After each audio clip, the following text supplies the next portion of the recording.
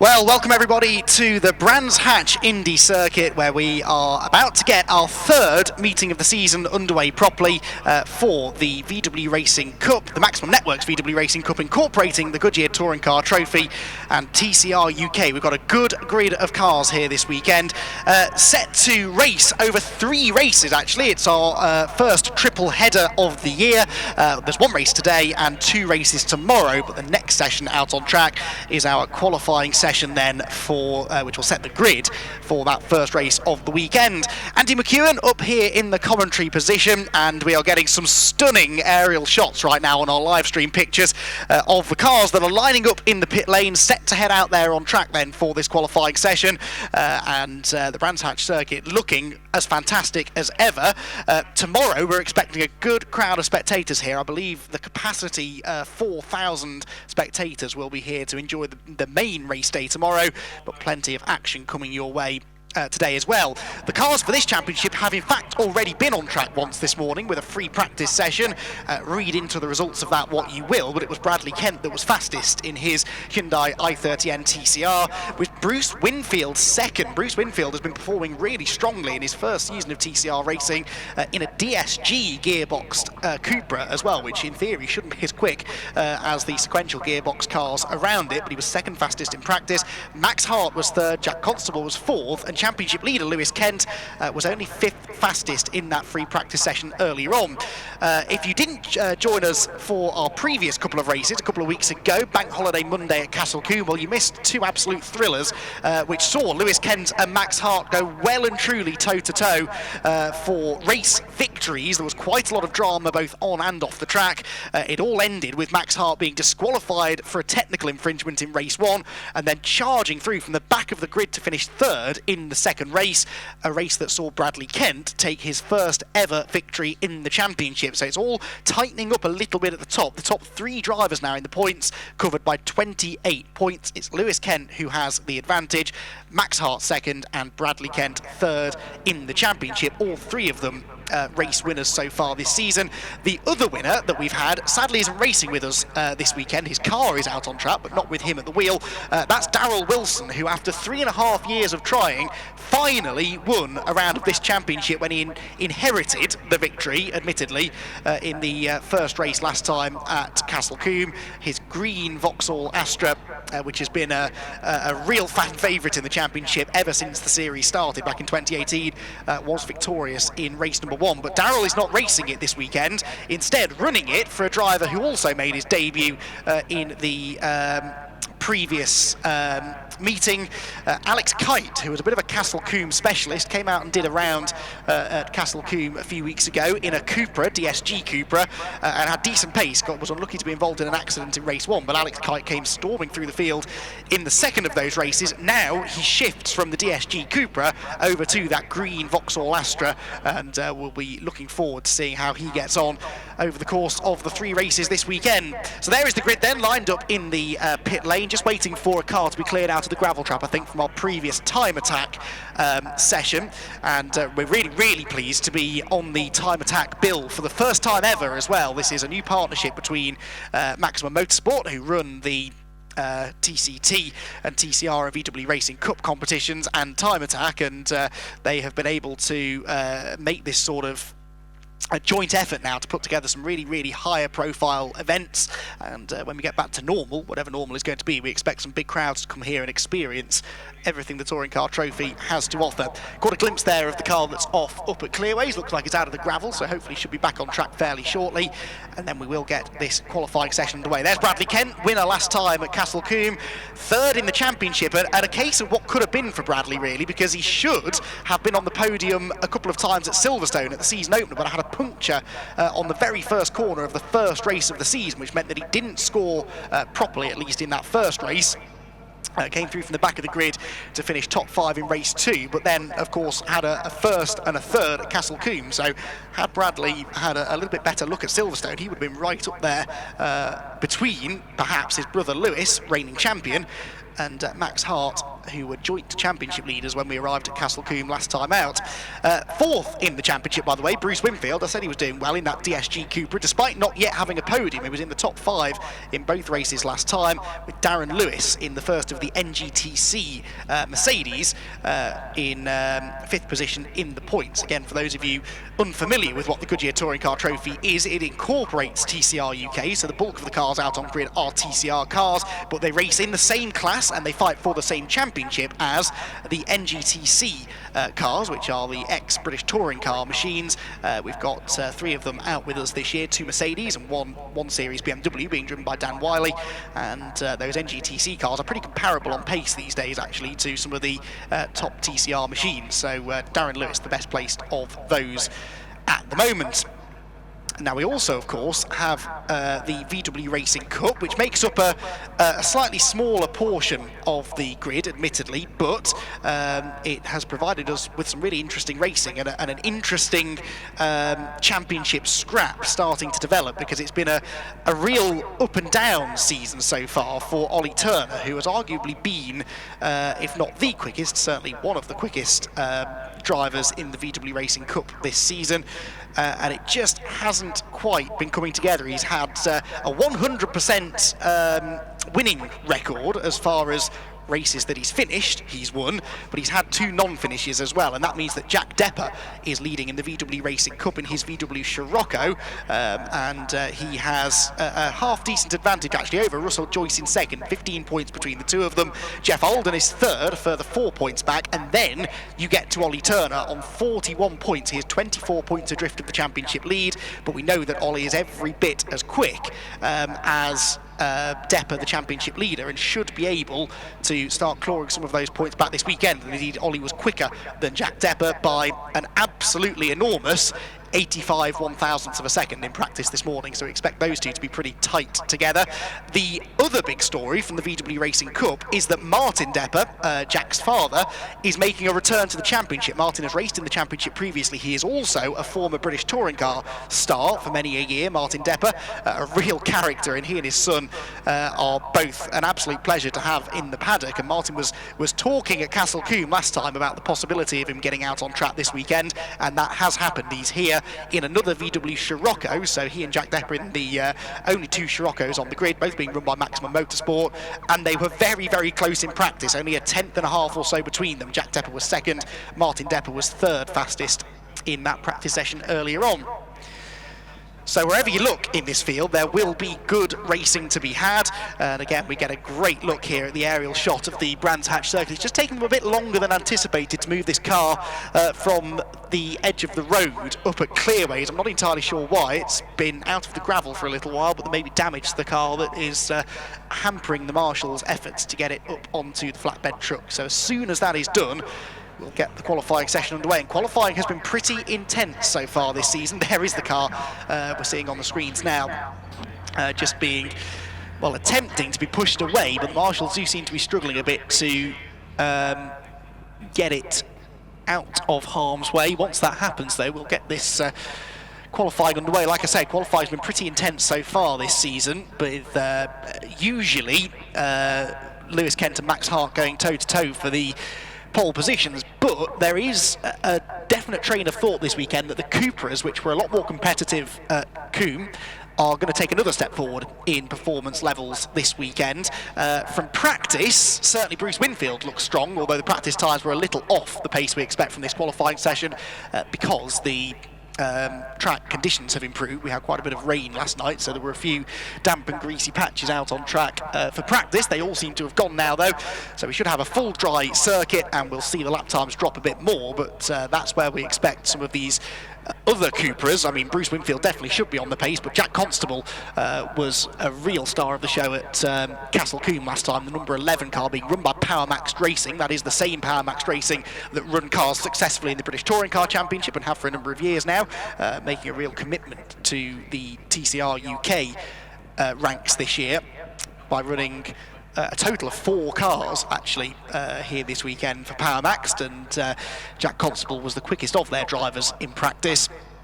and actually stuck it on the outside of the front row at Castle Combe and then snatched the lead into turn 1 in the first race of the weekend. He did then later lose the lead to Max Hart, but Jack Constable, having slipped then further down the order, only registered a 6th place finish at Castle Combe, but he was one of the fastest drivers at the track that weekend, and so we expect him to move up in the championship. He's outside the top 10 in points at the moment.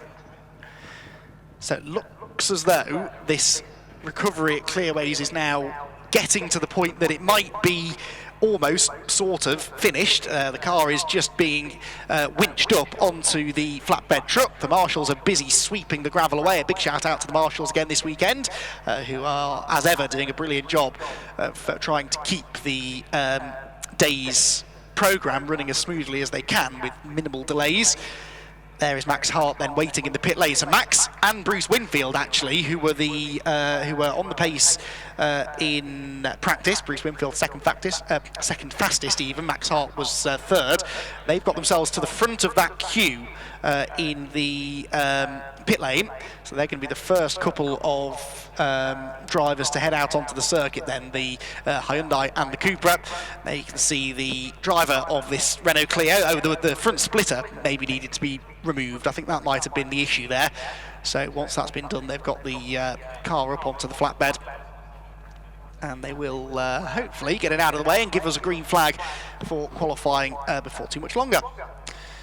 So yeah, Max Hart, Bruce Winfield, and then right behind them in the queue is the number 77, 77 being Will Powell. Now, Will Powell has had the season from hell so far. Silverstone, they were plagued by mechanical issues, some electronic issue, I think it was, that kept the car from running at all, pretty much. So he didn't score any points, didn't race, really, at Silverstone, did Will Powell. Then he went to Castle Combe and was pretty quick. He was in the midfield. His first race lasted a lap, and then he was collected by an out-of-control Alex Kite. That damaged the car, and unfortunately that was that race done for Will Powell. And Powell did not then score in the second race either, because the car, I think, was too badly damaged. He didn't even get out for race 2. So Will Powell has yet to finish a race, but we know he's quick. He is currently leading his class in the Brit Car Championship. Races a Aston Martin GT4 car, I believe it is, in Brit Car, very successfully. Will Powell making the transition over to front-wheel drive touring cars this year, and he is running under this Motus One banner, and the 77 car, very similar livery to Max Hart, so don't confuse them. Hart is 101, Will Powell 77. They're both quick, although Max certainly the more experienced of the two. Right, finally the green flag is waved then. Cars are heading out onto the circuit. Qualifying gets underway here at Brands Hatch, a 15-minute session. The fastest time gets pole position for our first race later on this afternoon, but it will take them just a few laps to get their tyres up to temperature. You may even see a few of them coming into the pit lane within the first few minutes just to change the tyres over. These being front-wheel drive touring cars, they heat the front tyres up a lot quicker than the rears, so they may do a lap or two to warm the front tyres up and then come in and swap those tyres around. They put the fronts on the back, they also swap left to right as well diagonally, so the right front tyre goes on the left rear corner, and then they can get slightly more even heat build-up. The one exception actually to that front-wheel drive rule is the car on screen right now. That's the BMW 1 Series, which is an ex-West Surrey Racing British touring car being driven by Dan Wiley. That is the only rear-wheel drive car on the grid. TCR cars cannot be rear-wheel drive. They have to be front-wheel drive under the TCR regs, but that BMW being an NGTC car purpose-built for the British Touring Car Championship has been is running with its usual rear-wheel drive configuration, and that adds an extra dynamic to the championship. Not only do we have these NGTC cars, but variety of car there as well. The other two NGTC cars just flashed across the start-finish line then. They're on our screens now. The two Team Hard-run Mercedes A-classes. You've got Darren Lewis and Toby Byrne. Darren Lewis about to overtake Toby Byrne, actually, going up Halewood Hill. So Lewis in the grey and black Mercedes, Toby Byrne the black and red, and it is Darren Lewis that's doing pretty well, actually, in the championship. Got himself a podium at Silverstone, with a third place in race 1, a 5th in race 2, 4th in the first race at Castle Combe, but sadly a non-finish in the second race means Darren Lewis is down in 5th in the championship, but only 3 points behind Bruce Winfield. So Darren Lewis in that grey and black Mercedes could be one to watch this weekend. The NGTC cars sometimes have a little bit of an advantage, actually, at Brands Hatch. We've seen them racing in the championship over the last couple of years, and they've always gone pretty well at this tight and technical circuit. So lap times starting to come in, but we're not anywhere near the proper lap times yet. Practice saw fastest time set by Bradley Kent of a 50.1, but pole position here a couple of years ago was a 48.4, so we'd expect them to be down into at least the mid to low 49s, maybe into a 48-second lap as well, but we'll have to wait a little bit longer in the session before they've got their tyres up to temperature before we start seeing those times coming in. Bradley Kent, goes a 52.4, so a lot more time to be found yet. There goes Will Powell, still weaving around out of Graham Hill Bend, trying to get some heat into those tyres. Said that he was making a few mistakes behind the wheel in practice, which he needs to try and iron out. But once he does that, we know that he's got the driving ability to be pretty competitive in this series. Just needs to try and eliminate a couple of these little issues. But of course, he's learning front-wheel drive, he's learning touring cars, he's learning what it's like to not have all of that big fancy aero on a GT car, and so this is a fairly steep learning curve for him. So there's a lot of cars coming to the pit lane now to do that tyre crossover I was talking about. Bradley Kent hasn't, I notice. And that's Alex Kite off at Graham Hill Bend. He did that in practice, or he didn't go off, but he had a few hairy moments at practice as he gets used to that Vauxhall Astra. He was telling me earlier on, actually, the rear suspension is very different on the Vauxhall. It's a little looser than it was in the Cupra that he drove last time, and it's a bit snappy for his liking at the moment, so he's hoping that that gets rectified through some setup changes over the course of the weekend. So Dan Wiley here continues to circulate in the BMW. He's just been overtaken by Bradley Kent, who looks like he's on a decent lap actually. He currently tops the times with a 50.974. His first sector is a personal best on this lap. We'll have to wait and see what the second sector is. Only 2 sectors, of course, on this short Brands Hatch Indy circuit, only 1.2 miles in length, so just the 2 sectors. So there's one halfway down the back straight, the Cooper Straight, before they turn into Surtees, and then one, of course, at the start-finish line. Brad goes through with a purple second sector. He does improve slightly then to a 50.855, still 7/10 off what he did in that slightly damp and greasy practice session earlier on. The BMW of Dan Wiley sporting some rear end damage from an off in testing yesterday when he went into the barriers, so you can see the lights are a bit damaged. The rear bumper actually fell off in practice earlier on because as a legacy of the damage that he sustained yesterday. And he, at the moment, Dan Wiley is actually 9th fastest, but we're still waiting for the bulk of the field to really put in representative lap times. Bruce Winfield now goes to the top then in the number 37 Cupra, 50.7. Bradley Kent down to second, but Kent is on a better lap this time, I think. Bradley Kent, first sector is another purple, so this should now go back to the top of the times. He comes across the start-finish line, and Bradley Kent then will go back to the top with a 50.3, only a couple of tenths away now from what he did in practice, and getting quicker and quicker with every lap. This is, of course, the local track for the Essex and Kent Motorsport squad that run those 2 white, orange and black Hyundais. Lewis Kent, the reigning champion, in his 4th year of TCR competition, but Bradley, his younger brother, has come through the junior racing ranks in the UK, particularly through the Ford Fiesta racing ranks, so he is experienced and successful with front-wheel drive, but this transition into the TCR car has been absolutely phenomenal for Bradley, and he's really pushing hard through Surtees. This looks like being another good lap actually, although his first sector wasn't quite as quick as it had been on previous attempts, so we'll see what sort of improvement he can get here. He needs to find 2 tenths to get back to pole position. Comes across the start-finish line now, and we will see if he's able to do it. Yes, he has, because I think Bruce Winfield possibly has had a lap time disallowed, because Winfield was quicker than him, wasn't he, a while ago. So the order then, Bradley Kent quickest, Bruce Winfield second, Lewis Kent third, Dan Kirby fourth, Max Hart is fifth, Will Butler sixth quickest at the moment with Alex Kite seventh, Jack Constable is eighth, ninth place for Chris Wallace making his TCR debut, a former VW Cup runner who had a nasty shunt at Coombe last time out when he hit a marshal's post actually. Everyone was okay, but the car was not, and so Chris Wallace not in that VW for obvious reasons, and instead is at the wheel of actually Lewis Kent's championship winning Hyundai from last year, with Dan Wiley rounding out the top 10. The VW Cup ranks, by the way, led by Jack Depper at the moment, down in 12th place overall, with Jeff Olden 8 tenths slower than him, and Martin Depper in third. We haven't yet seen a lap time from Russell Joyce, I'm afraid. He's been in and out of the pit lane a few times with some issues. Right, more changes at the top, and it could not be much tighter at the top of the times. Look, Lewis Kent has gone second, Max Hart third. Those two are separated by just 5 1,000ths of a second then, the two championship contenders, with Lewis now going quicker again though. Lewis Kent goes to pole position with a 50.102. That is now the fastest lap time that we've seen all day. Bruce Winfield is about to come through and complete a lap, just dives up the inside there of the number 19 VW of Jeff Alden, who currently finds himself third in class. Can Winfield improve? Doesn't look like he will. Stays in fourth place for now. So the order now is Lewis Kent quickest, Bradley Kent second, Max Hart third, Winfield fourth, Darren Lewis goes fifth, ahead of Will Butler, and Jack Constable jumping up to seventh. So they're getting some pretty big improvements now. There is the returning Martin Depper in his number 30 VW, just betting himself back into this. He's just taken third place in the VWs away from Jeff Alden, and he needs to watch his mirrors because the very rapid Bruce Winfield is on his tail. Look, in the Cooper, you can see the speed differential here between the TCR cars and the VW Cup cars, and Martin Depper is on a lap himself. Winfield had to dive up the inside of him there into clearways, but that will definitely have cost both drivers some time, and that may well affect Bruce's chances of improving. His first sector had been a personal best. Let's just follow him across the line. Can Bruce Winfield improve on fourth place?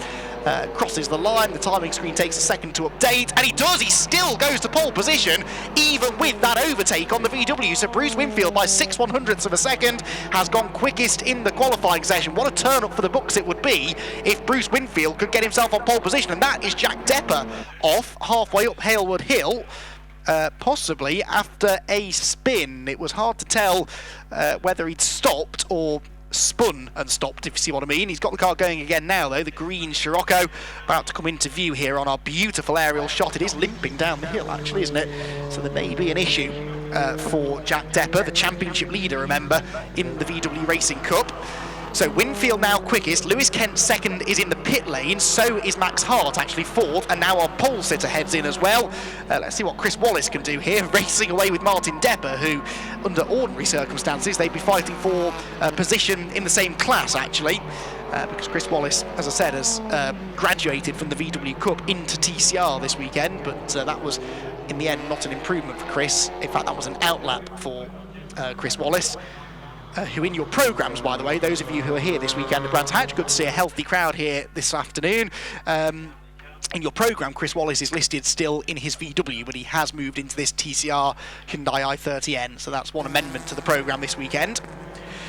Jack Constable we're seeing on screen now, trying to get up the inside of Chris Wallace, and that didn't work in the end, so that's going to lose him time. But Constable had improved to 5th in recent memory. Jack Constable then into the top 5 again, really looking to try and put a full weekend together. He's had flashes of pace, has Jack, in that white Cupra, and he heads into the pit lane, and Max Hart almost runs it. No, Will Powell that was, nearly running into the back of him. That could have got a bit messy as they came through clearways and Clark Curve. 3 cars together here. This is not a race, boys. This is a qualifying session. You really should be trying to find a bit of clear track, but they were all, I think, on quick laps there. That was Will Powell not improving in the end, so staying in 10th place. Behind him was Darren Lewis, who was also not improving, probably because they were tripping over each other, and Chris Wallace still trying to get his tyres up to temperature, I think. 4 3/4 minutes to go then. Bradley Kent is back to the top now, by the way. Bradley Kent with a 49.724, 0.3 of a second now, clear of Bruce Winfield. That is by far the fastest lap of the day. I did think we might see slightly quicker lap times than that, though. It may still be a bit greasy in places. Maybe the traffic is causing a few problems because of this multi-class element that we have these days in the Touring Car Trophy, with the VWs sharing the grid with them, which is something that started last year. And that may just be hampering a couple of them with their ability to find clean air. Bruce Winfield, by the way, and Lewis Kent and Max Hart, 2nd, 3rd and 4th at the moment in the session, have all just gone back out on track on fresh tyres. So with 4 minutes to go, they're only going to have time to get a couple of laps in here, I think. So we'll see what their pace is once they've got the tyres up to temperature. Can they launch a last-minute assault on Bradley Kent, who has been a real revelation this season?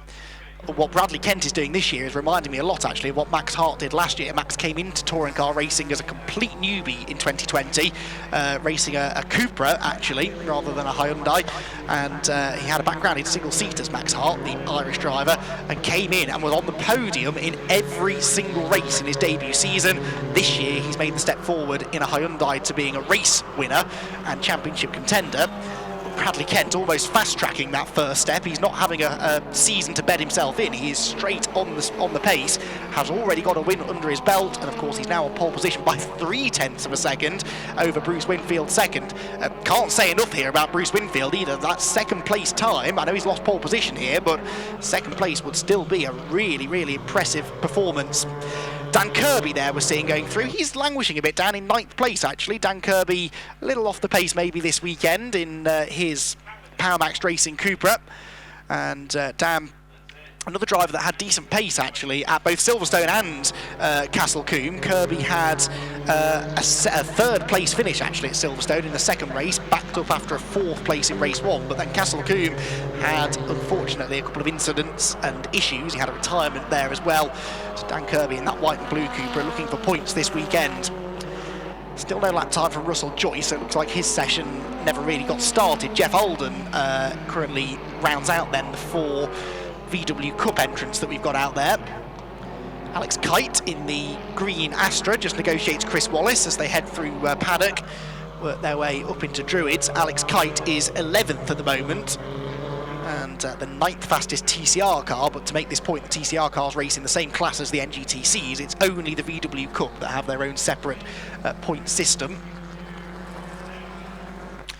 Now, Bruce Winfield on those fresh tyres is one to watch here because he just put in a personal best second sector. So Bruce Winfield has got the tyres up to temperature now. The white and sort of bronze coloured number 37 Cupra, the DSG car, he's somewhere in the first sector at the moment, I think. Monitor his sector tyres with interest to see whether or not he can start challenging for pole again, but he's 0.3, remember, away from pole position, and his first sector actually isn't an improvement on this lap, so he's still got a bit of work to do to get the tyres in the ideal operating window. In VWs, Jack Depper now leads a Depper 1-2 actually. Jack and Martin Depper just 68 1,000ths of a second separating those two at the moment, so father and son pretty much identical in pace in this qualifying session, and there is Jack Depper actually right on cue, turning his way through clearways in the green Scirocco. Martin Depper there you can see doing his best to stay out of people's way as he works his way down the back straight. We've got less than a minute to go, so drivers are going to be starting now their final qualifying lap of the session. Bradley Kent, the pole sitter, is in the pit lane, so he will go no faster in this one. It is all about what Bruce Winfield, Lewis Kent and Max Hart can do. Jack Constable here in this little group is coming through on a lap that is unlikely to see an improvement. So he stays where he was in 5th position. No personal best sectors coming in here from Winfield, Kent or Hart at the moment, so this late pit stop hasn't really made much of a difference. Is that rain actually on that camera lens? That's a spot of rain maybe. That could explain why we're seeing fewer and fewer improvements right now. That was our pit camera there, just looking at Bradley Kent, who, if that is the case, is going to be feeling pretty comfortable here about his chances of notching up his first pole position. His first win last time, of course, and only natural, therefore, that he would potentially find himself now going for that first pole. Into the pit lane have come Lewis Kent and Max Hart, so no improvement from them. The checkered flag is out though, so anyone that is currently on a lap can still improve it. Alex Kite is improving in the first sector. He's all the way down in 11th at the moment, takes the checkered flag though and stays there. So I think that is going to be pretty much it. We'll get the last few cars across the line now, but it's Bradley Kent then that gets the pole position. Bradley 3rd in the championship. Really needs to try and do something about taking points out of his brother Lewis here, and that was the way to do it. Bradley on pole, Lewis 3rd, and sandwiched between them, Bruce Winfield in that DSG Cupra with his best qualifying effort by far. Bruce has yet to be on the podium. Could that happen later on this afternoon? We'll have to wait and see. Jack Constable is 5th, Darren Lewis is 6th, Toby Byrne 7th, Will Butler 8th, Will Powell 9th, and Dan Kirby down in 10th place ahead of Alex Kite and Dan Wiley, with Chris Wallace rounding out the TCT and TCR competitors. In the VW Racing Cup, it is Jack Depper ahead of Martin Depper's son ahead of father by 68 1,000ths of a second, with Ollie Turner actually struggling a bit there in 3rd position. Jeff Alden 4th, and Russell Joyce we never did see out on track.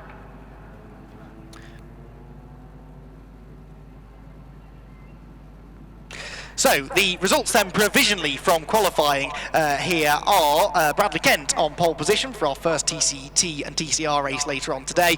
Bruce Winfield will join him on the front row. Lewis Kent and Max Hart row 2. Jack Constable and Darren Lewis on the third row, ahead of Toby Byrne and Will Butler. Darren Lewis, by the way, the highest qualifying NGTC car. Then it will be Powell and Kirby on the fifth row, Kite and Wiley on row 6, ahead of Chris Wallace, with Jack Depper on pole in the VWs, Martin Depper alongside him. Ollie Turner and Jeff Alden will be on row 2 in the VWs, and hopefully we will get Russell Joyce out there in the race later on. Right, I'm going to run downstairs now to have a word with our class pole position sitters. I'm going to leave you in the capable hands of Alexi, though, to fill a little bit of time and look ahead to what's coming up later on today. Thanks, Andy. So just while Andy heads downstairs to discuss, to interview, and so on, let's just take a closer look at these results. We thought we might see the first ever TCR pole position from Bruce Winfield, driver who comes from a time attack background, something I know and love very well. However, Bruce Winfield then managing to qualify in second. Again, as Andy emphasized, these results are provisional. But for now, let's take a look.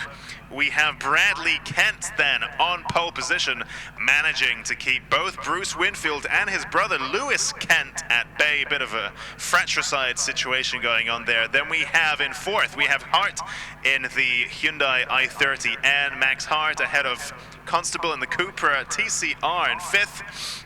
Then we have Lewis in the Mercedes A-Class, Byrne in the Mercedes A-Class, Butler in the Cupra TCR sequential, and then we have Powell in the Hyundai i30N and Kirby in the Cupra TCR, and those are our top 10 across both TCR and TCT classes. Then we have Kite in the Vauxhall Astra TCR, Wiley in the 1 Series, Wallace, Chris Wallace in the Hyundai 130N, and that rounds up our TCR and TCT qualifiers. Then we move on to the Volkswagens. We have Jack Depper ahead of Martin Depper in the Volkswagen Scirocco's.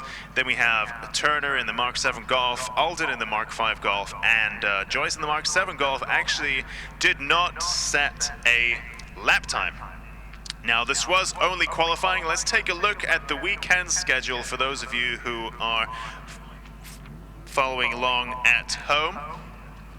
So, we have the, let's just have a look. So, qualifying now. Then we have the race is currently scheduled for race 1 of this round is scheduled for 2:55. A little bit later this afternoon. And then tomorrow's schedule for the VW, TCT, and TCR looks like this. We have race 2 at 11:45 tomorrow morning, and then race 3 at 2:20 in the afternoon. And that's what the schedule is looking like at Brands Hatch here. Indy layout, which is what we're running. One of the shortest on the calendar. And just hang on a second. You're having an in-joke moment there, Alexi. Oh dear. No. Wait, who is this? Is this Maz? Hi.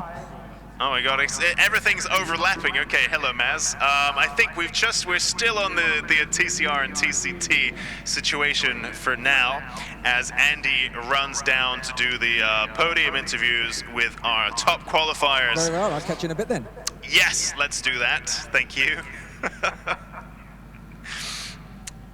So Maz then just getting ready into position for the drifting a little bit later today, which is also on the bill that TCR is sharing with Time Attack today. So I think that's a pretty interesting qualifying there that we've just had. Interesting to see, you know, a real lap time specialist in the form of Bruce Winfield nearly claiming pole position, getting increasingly comfortable in this new formula to him. And so it'll be interesting to see how this develops further as the season and his TCR career progresses. For now then, it is Bradley Kent on provisional pole position. There you go, you can see him getting out of the car there. And Yeah, just ahead of his brother Lewis Kent.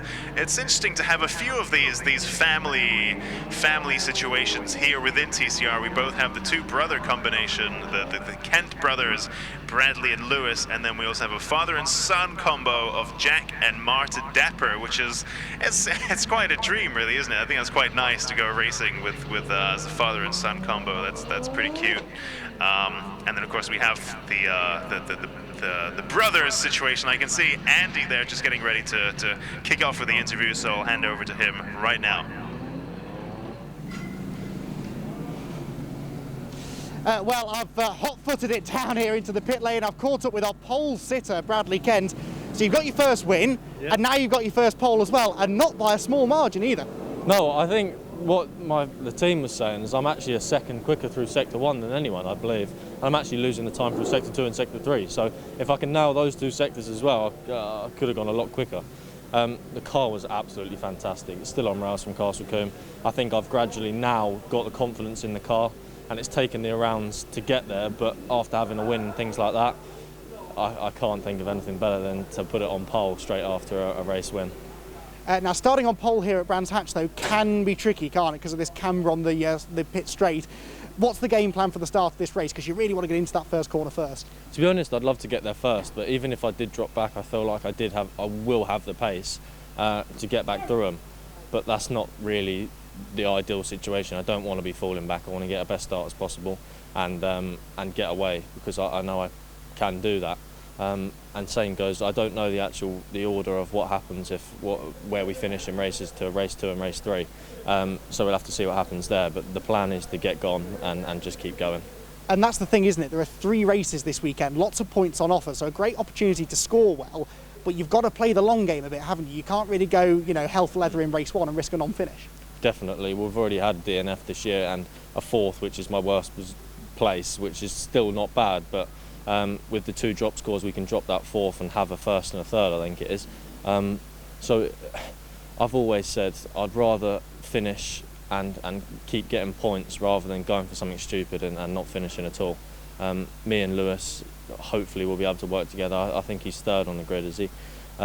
Which is still brilliant. And Bruce 2nd, he's done really well.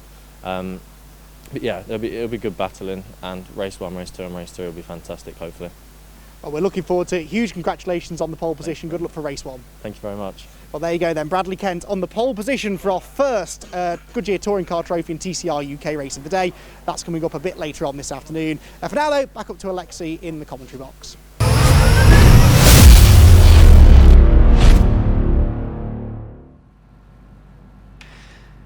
Welcome back, everybody, to Brands Hatch then, where we are about to go racing for the first time this weekend with the Maximum Networks VW Racing Cup, incorporating the Goodyear Touring Car Trophy and TCR UK. We are very excited to bring actual wheel-to-wheel racing to these time attack and drift competition events, and I hope that those of you who perhaps don't frequent race meetings all that often are going to enjoy what you see coming up shortly. The cars were out earlier on, of course, today for their qualifying session, which has set the grid for this race, and a very entertaining qualifying session that was as well, with Bradley Kent managing to snatch his first ever podium actually in the championship. Got his first victory a few weeks ago at Castle Combe, and went and got pole position in the 15-minute qualifying session earlier on today by a pretty decent margin, actually.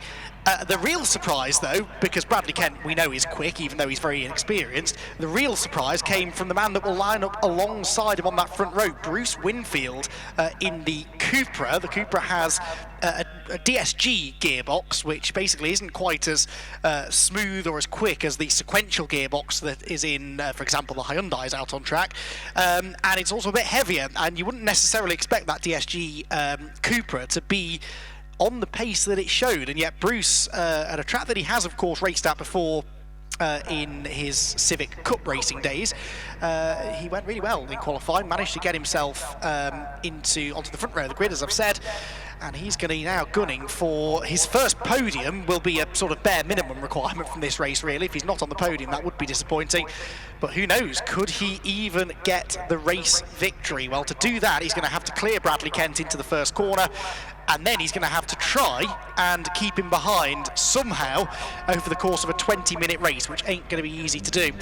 Behind those two, on the second row, we've got our championship leaders. Lewis Kent is the championship leader, arriving here at Brands Hatch from Max Hart. There are a decent amount of points between them now, actually.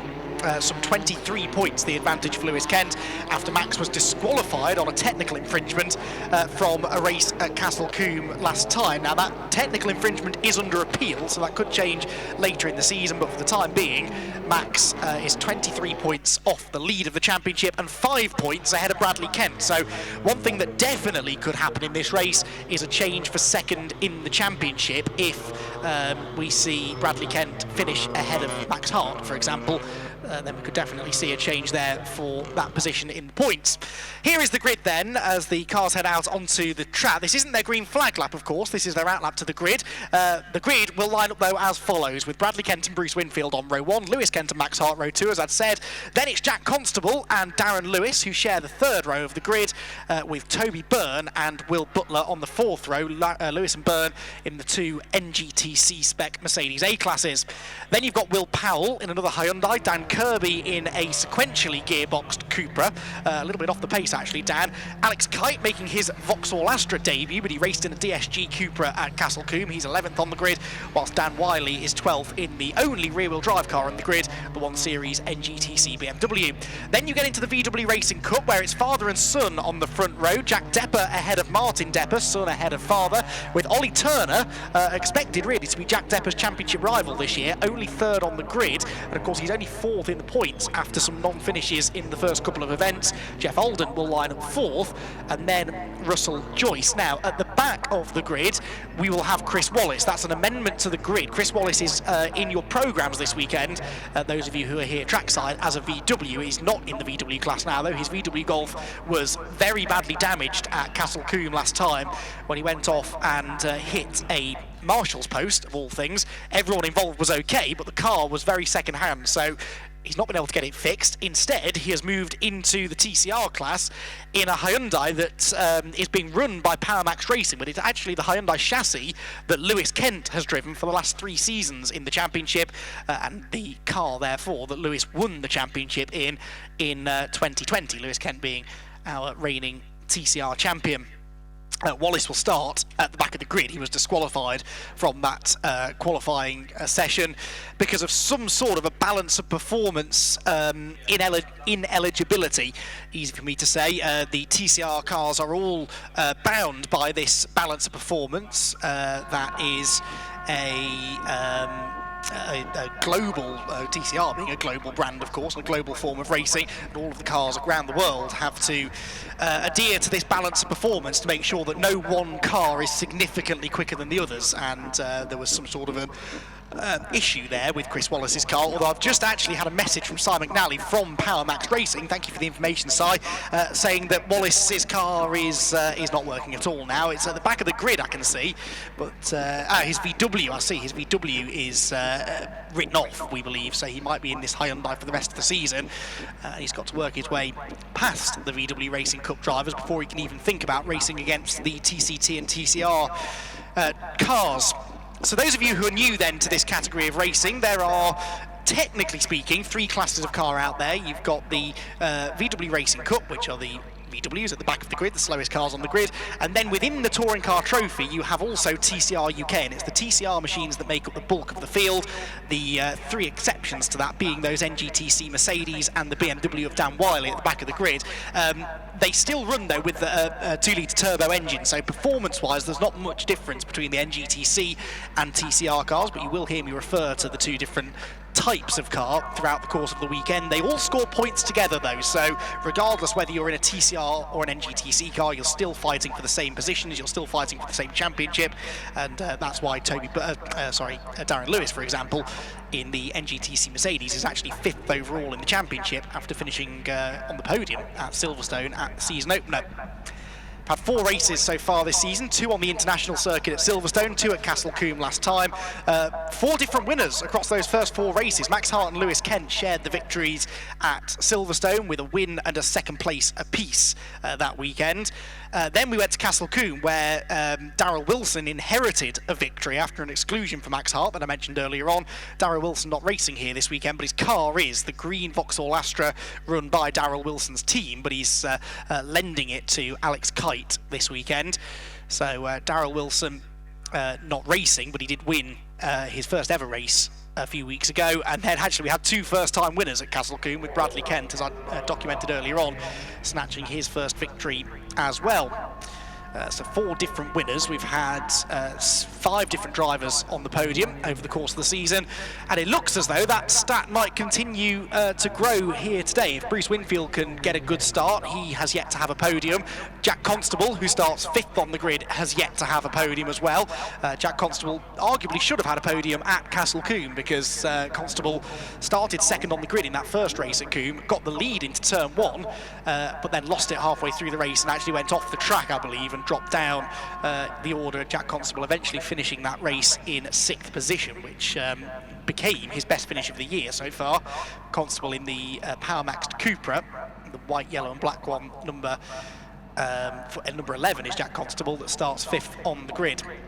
That grid has been cleared of people now, which means the green flag lap will be getting underway very shortly, and there is the green flag waving. Bradley Kent then gets a bit of a practice start. It is difficult to start from pole position here at Brands Hatch because the track is quite steeply cambered. It falls from drivers left to right towards the pit wall, so if you're starting on the inside of the front couple of rows, you're really trying to accelerate up quite a steep hill, and also there's that gradient from side to side, so it makes it difficult to get away from pole. That could maybe hand a bit of an advantage to Winfield on the outside of that front row, but of course Winfield relatively inexperienced at starting these cars, so I guess is Bradley Kent actually, though. Bradley and Bruce both in their first season of TCR competition. They both have one make front wheel drive tin top experience, though. Bradley Kent came through the Ford Fiesta school of racing in the Ford Fiesta Junior Championship, in fact, to start off his racing career. Bruce Winfield came through the Civic Cup, which is racing of course with us this weekend. The Civic Cup will have a race at 4 o'clock later on today, so there is a real transition there between the Civics and the TCR and TCT competitions, and Bruce Winfield really proving that you can make that transition pretty successfully. Bruce is the reigning Civic Cup champion, and will, as I said, be gunning now for his first ever TCR podium. As far as those to watch further down the order that should move forward, hopefully, Dan Kirby is definitely one of them. Dan Kirby will line up in the number 4 Cupra, the blue and white one, from 10th on the grid. Dan had a really strong Silverstone where he had a 3rd place in race 2 and a 4th in race 1, so some solid points. He was right up there in the championship actually after Silverstone, but then had a lot of bad luck at Castle Combe. There's been drama already for Ollie Turner in the VW Racing Cup, who's gone off on the green flag lap somehow on the entry, that is, to Surtees. That's a really odd place to go off. I can only assume that he was weaving the tyres a bit too, weaving around to warm the tyres up a bit too aggressively and lost the rear of the car on cold tyres. So that is not an ideal start to Ollie Turner's race, and he'll probably have to line up at the back of the grid because he's let the entire VW Cup field through, so I don't think you're allowed to reclaim your grid position if you do that. Anyway, he is now in position. We are ready to go racing. Round number 5 of the Goodyear, the Maximum Networks VW Racing Cup, incorporating the Goodyear Touring Car Trophy and TCR UK. Red lights go on, they go out. Now away we go off the front row of the grid. It is a decent start made by Bruce Winfield. Bruce Winfield is going to challenge for the lead into Paddock Hill Bend, and I think he's going to do it. The Cupra gets to the front of the field. Bradley Kent down to 2nd. Lewis Kent and Max Hart, the championship rivals, are side by side for 3rd, with Lewis getting ahead and Jack Constable slipping into 5th position off the start. Dan Kirby is on his toes there in the blue Cupra as well, but Bruce Winfield has the advantage as we head through Druid for the first time of asking and drop back downhill towards the left-hander at Graham Hill Bend. Bradley Kent already fishing around behind the race leader, trying to find a way through. Lewis Kent runs a bit wide there at Graham Hill Bend, but hangs on to his 3rd position.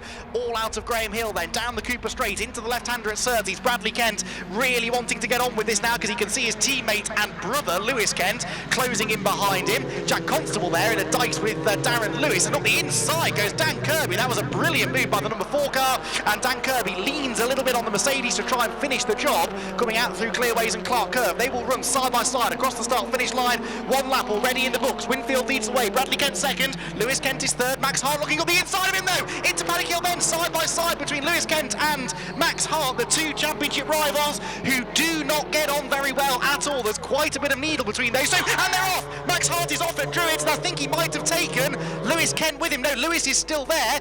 The leaders are side by side, but behind there has been major drama for one of our big championship contenders. Max Hart is not there. He is off at Druids Corner, and somehow Lewis Kent survived all of that in third place. His brother takes the lead though. Bradley Kent goes ahead. Bruce Winfield in second place, then third place for Lewis Kent.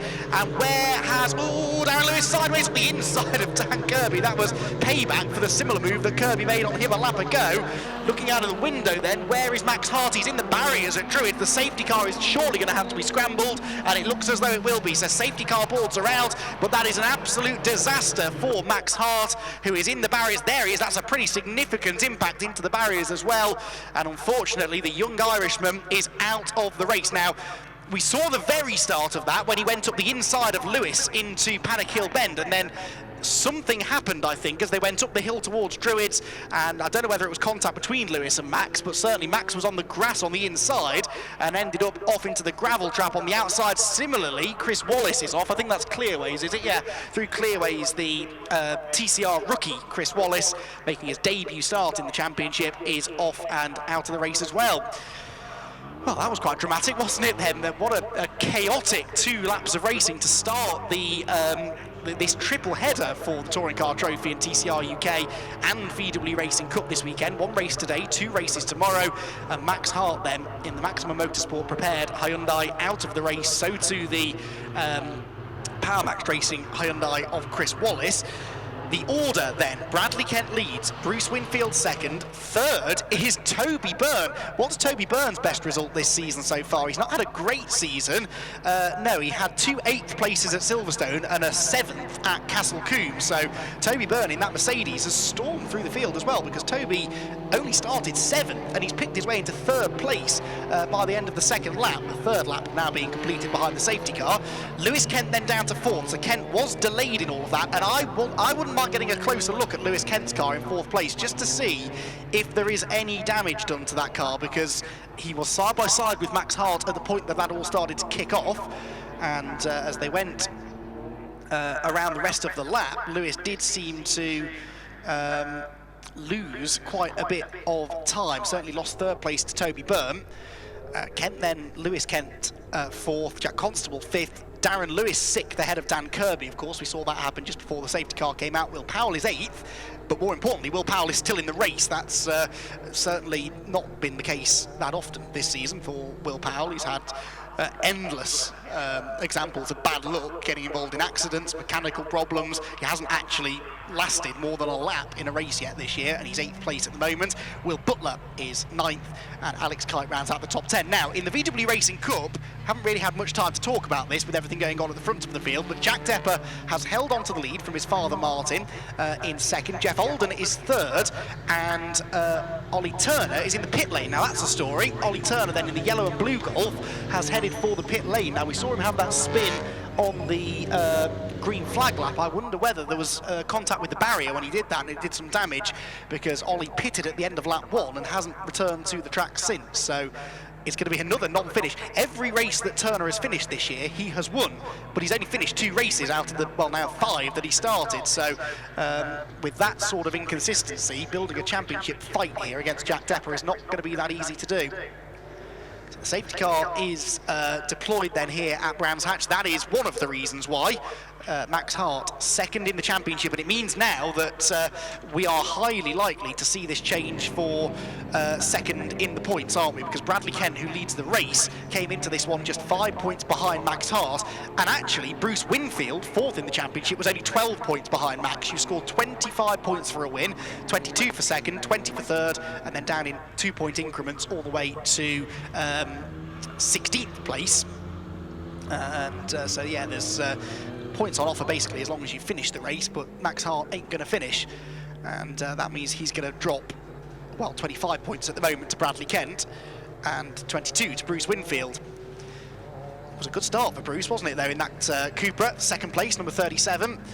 Bruce Winfield got a really good start, minimal wheel spin, got round the outside of Bradley Kent into paddock, but then cold tyres. It's really, really hard to handle these things on cold tyres, and I think maybe Bradley was just a bit more committed in the early laps. He looked quicker than Bruce. I spoke to Bradley after qualifying, actually, and he said, look, even if I lose the lead into turn 1, I'm pretty confident that I have the pace to fight back, and he proved that there, got into the lead just in the nick of time as well, just before the safety car came out. So Bradley got the advantage, of course, hasn't been able to build on that advantage yet, but there is still time in the race, 13.5 minutes to go. Chris Wallace's car, I think, is out of the gravel up at Clearways. Max Hart's car is in the process of being extricated from the tyre wall before they start digging it out of the gravel, so that one might take just a little bit longer to remove. And there is Alex Kite, the green Astra, but the green Scirocco behind him is Jack Depper, leading in the VWs with his father Martin behind. I asked them both between qualifying and race 1 whether there were any team orders, or family orders as it should be, between them, and they both said no, but I think they both had slightly different definitions of exactly how that was all going to pan out. Jack certainly didn't seem to think there were any team orders. Martin maybe was alluding to the fact that Jack, as it's Father's Day tomorrow, should maybe let him win one of the races this weekend. I don't think that's going to happen. Certainly he's not going to let him win, but Martin is quick enough to go out there and take a victory from Jack, that's for sure. Martin formerly raced in the British Touring Car Championship, of course, Mini Challenge, and has had success in the VW Cup in the past as well. So he's a very, very handy racer, is Martin, and in his own words, he's not too old to be quick yet. So he says he's got another few years left in him. So Martin Depper, keen to show these young uns how it's done. I did spot, by the way, in the background there, as we were watching Max Hart's recovery, the yellow and blue Golf. You can just see it at the back of the shot, actually. That is Ollie Turner. So Turner's back on track now.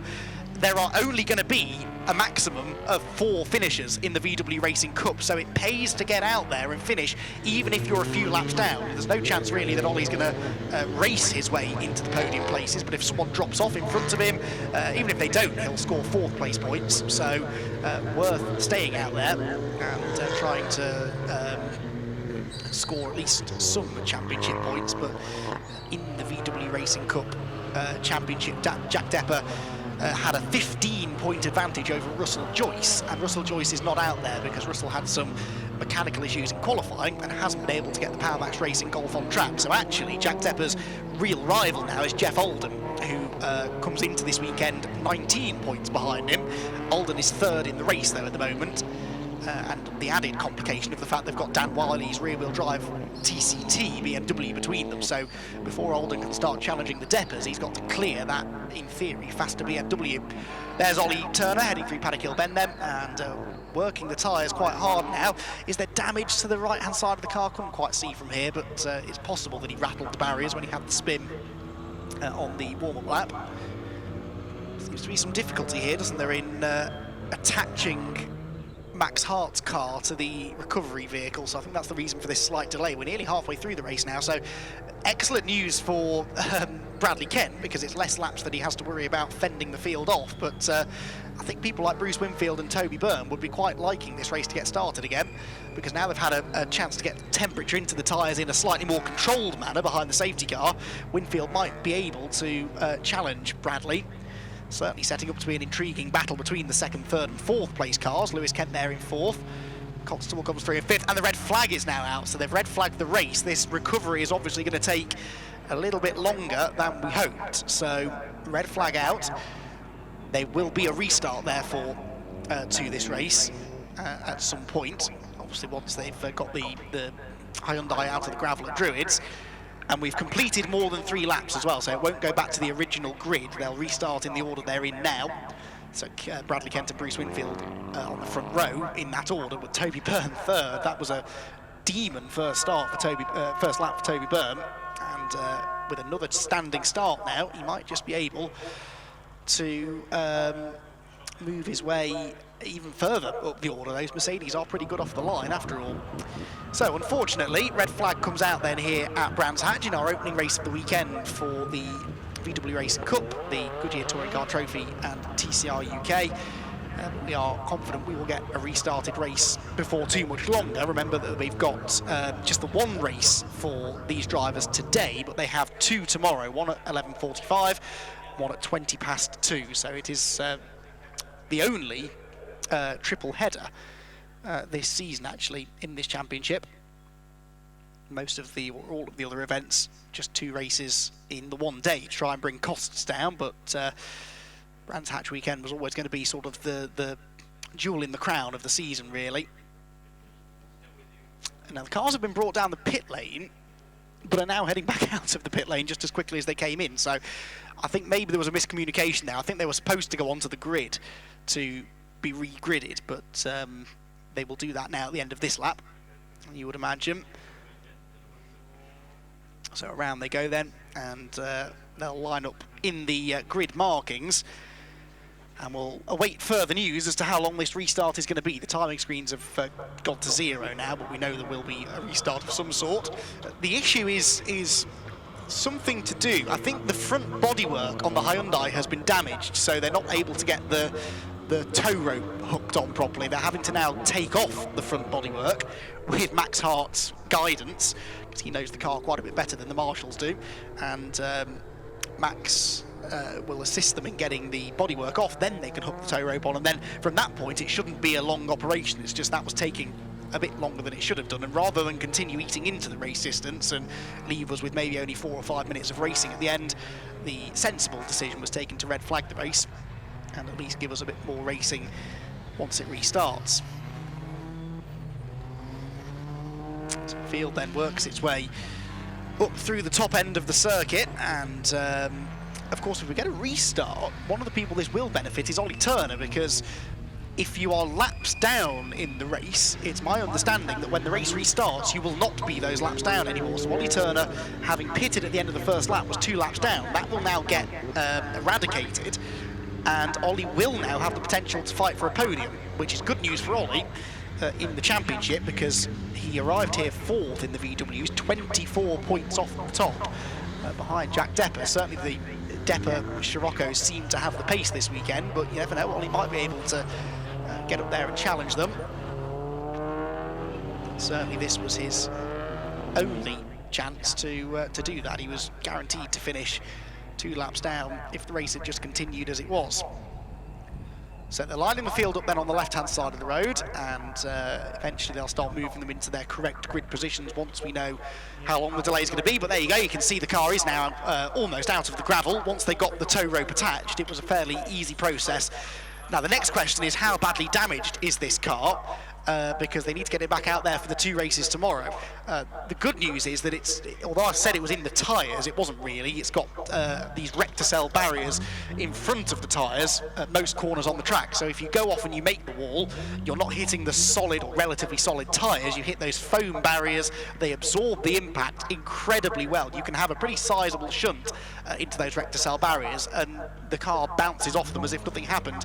The only reason that didn't happen for Max Hart is he got buried in the gravel as well. But Max's car looks actually drivable. In fact, it is drivable, because Max is going to drive it back to the pits. So he's going to traipse a load of gravel down the hill coming out of Druids as well. But the wheels all seem to be pointing in vaguely the right direction.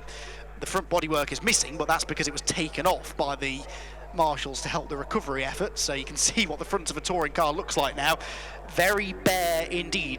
The metal bar, though, across the grille there, across the radiator, is there for a reason, because there is the occasional bit of contact in touring car racing. I don't know whether you've heard, and so that metal bar is there to protect the radiator and the inlet pipes there in front, try and stop the inner workings of the car getting too badly damaged if you have a bit of front to rear contact.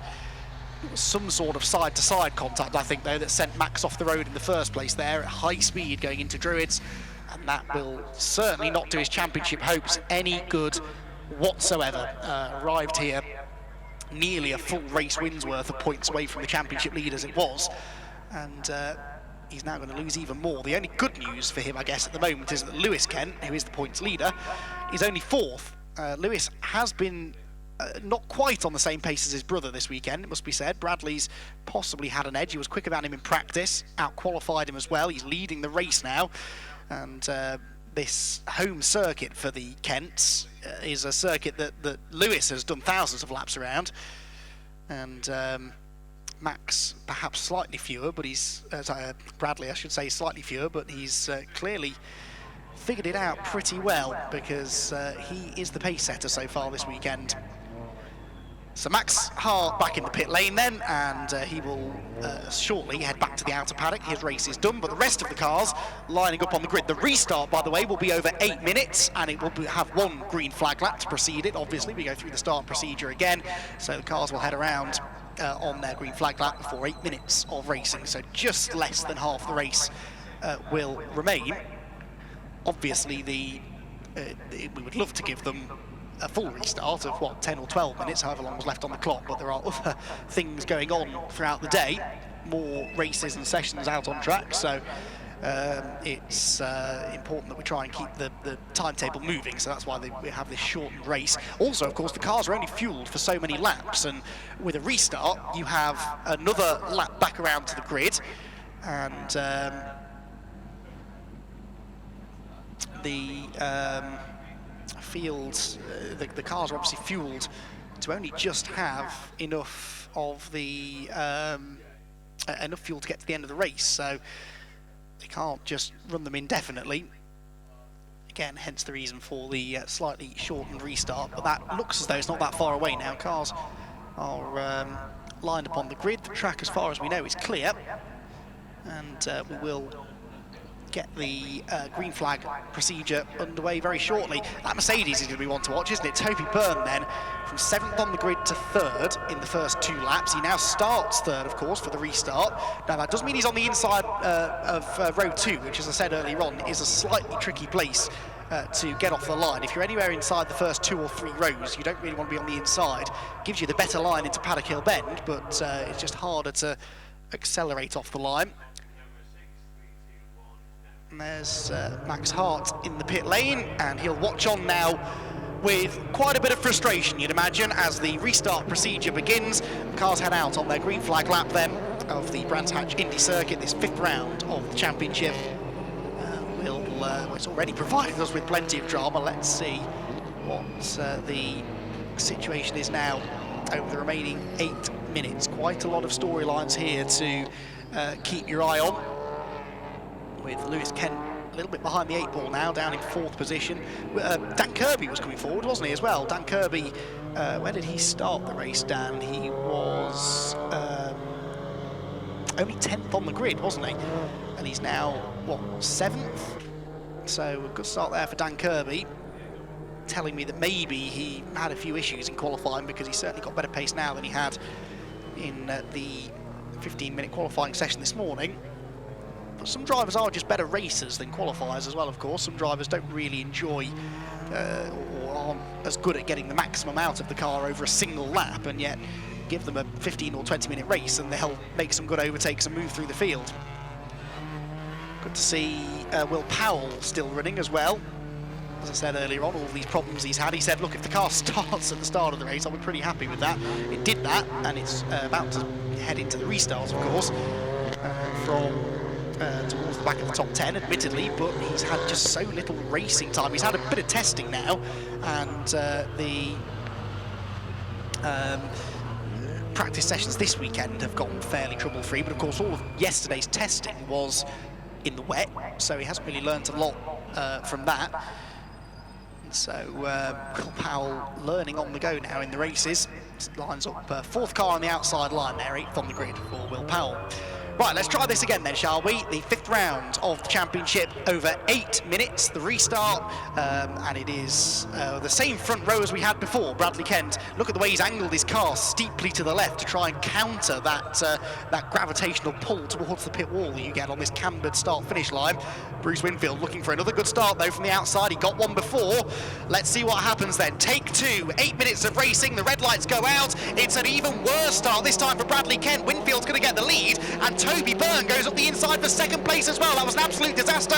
And here comes Jack Constable up the inside as well. Bradley Kent could be down to 4th by the time they get through turn 1. He will be. Constable's going to try and close the door. Bradley Kent's almost in the gravel as he tries to fight back around the outside. His brother Lewis had a bad start as well. He's been swamped by Constable and Kirby as they make their way through the first few corners. It's Winfield that leads. It's Byrne second. Bradley Kent leaning on Jack Constable. 2 wheels on the grass for Kent, and up the inside goes Kirby as well. Some more really opportunistic overtaking there from Dan Kirby. That was his signature over the first few laps, and he picks the pocket there of Jack Constable for 4th going through Graham Hill Bend. That delays Constable, and so Darren Lewis goes through as well. So Constable slipping backwards. Lewis Kent is really struggling. I think he must have some damage after that contact earlier on, and that was the race leader, wasn't it? Bruce Winfield running wide from the lead of the race at Clearways, and so Toby Byrne leads for the first time in his touring car trophy career. He's got Bradley Kent breathing down his neck though. Into Paddock Hill Bend they go. Byrne on the inside, Kent on the outside. For 3rd it's close as well, but Bradley Kent goes around the outside and there's contact. Bradley Kent is off, Toby Byrne is sideways.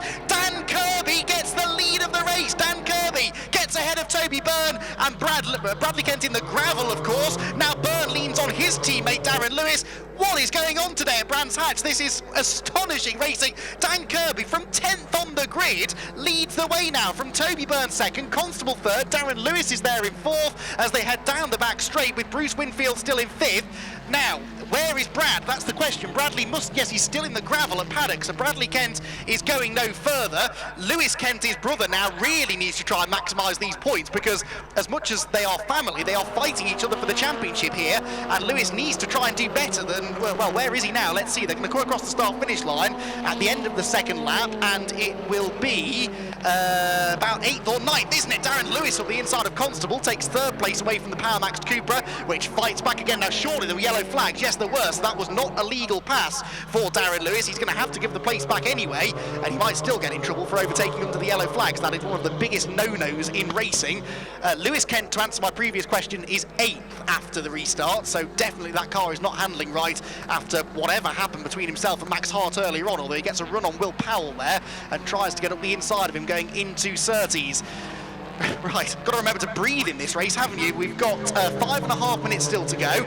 Into Clearways they go then for the 3rd time. The lead being held by Dan Kirby. He's getting away as well from Toby Byrne in 2nd. Constable is still 3rd, yes, number 11. And then this is the fight for 4th with Darren Lewis 4th, Bruce Winfield 5th, and Will Butler out of nowhere into 6th place as well, ahead of Will Powell. So that's been a change since the restart. Then it's Lewis Kent ahead of Powell, Kite and Wiley, with Jack Depper still leading in the VW Racing Cup. Lewis Kent barges aside Will Butler as they go through Druids. That is a fairly physical move, but a fired up Lewis Kent here knows that he has to make progress. Max Hart is out of the race, Bradley Kent is out of the race. If Lewis doesn't score points in this race, he could live to regret it as we go deeper into the season.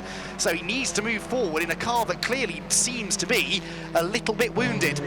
There goes Alex Kite, there's Dan Wiley. Now what's going on in the VWs? It's still Depper 1 and 2, Jack Depper ahead of Martin Depper. 3rd place is Jeff Alden, there he goes in the Golf, and then it's still Ollie Turner some way adrift in 4th. So I think although Turner's back out on track, all might not be well in the number 22 car.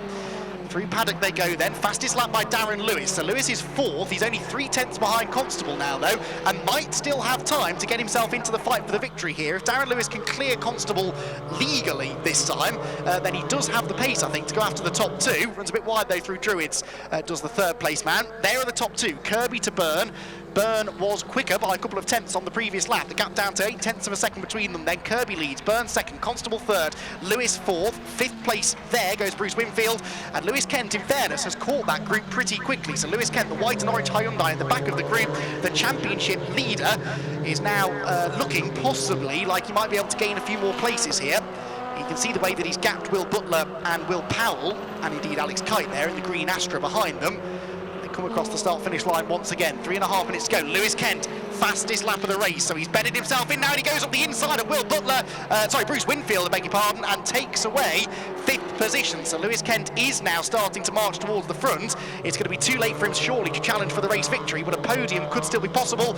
Also, look how close the leaders are now. Dan Kirby, there they are, look. They are absolutely together. Kirby's been caught again by Toby Byrne on the previous lap to the tune of 0.4 of a second. So Kirby feeling the heat at the head of the field. Then you've got this 4-way battle for 3rd developing. It is a job to know where to look in this race, but both of these drivers are looking for their first ever championship, and off goes Darren Lewis. Darren Lewis off into the gravel trap at Clearways. That looks suspiciously like he was given a helping hand into that gravel trap, you'd have to say. We'll focus on that in a moment though, because the lead battle heads towards Paddock Hill Bend with 2 3/4 minutes to go, and Toby Byrne is right on the boot lid now. Dan Kirby, who made a bit of a mistake at Clearways half a lap ago, he needs to try and limit those mistakes because he's got this Mercedes breathing down his neck now. Jack Constable is still third with Lewis Kent half a second behind him, having set another fastest lap on the previous lap. Kirby wide at Druids, Byrne to the outside, goes back to the inside at Graham Hill. That's not a passing place.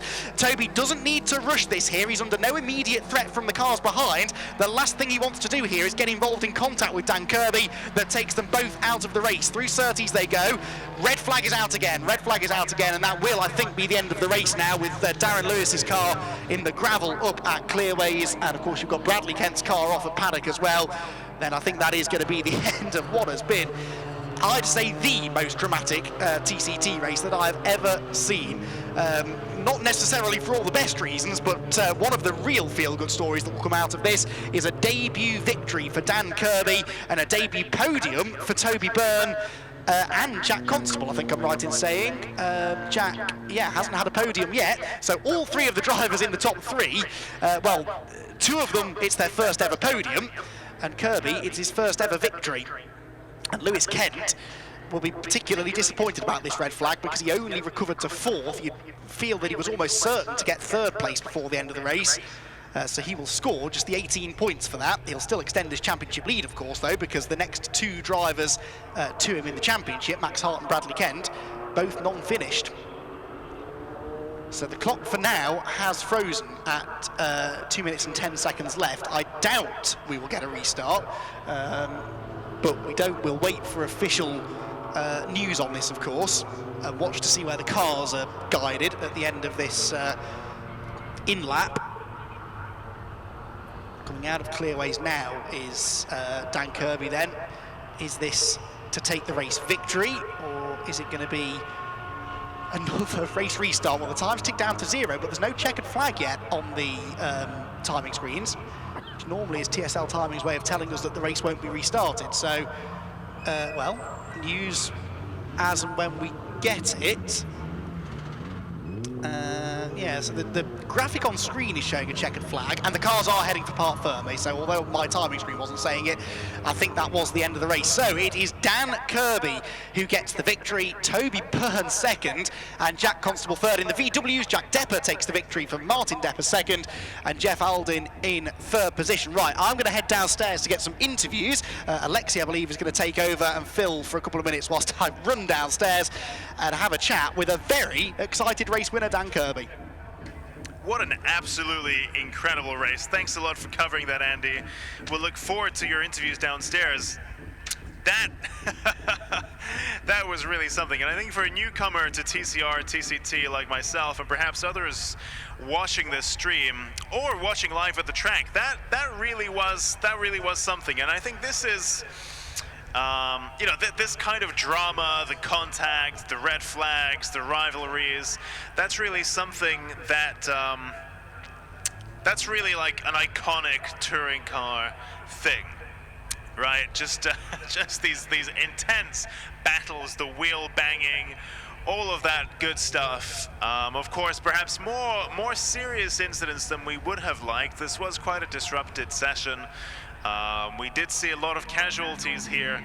Of course, no less than our initial podium sitter.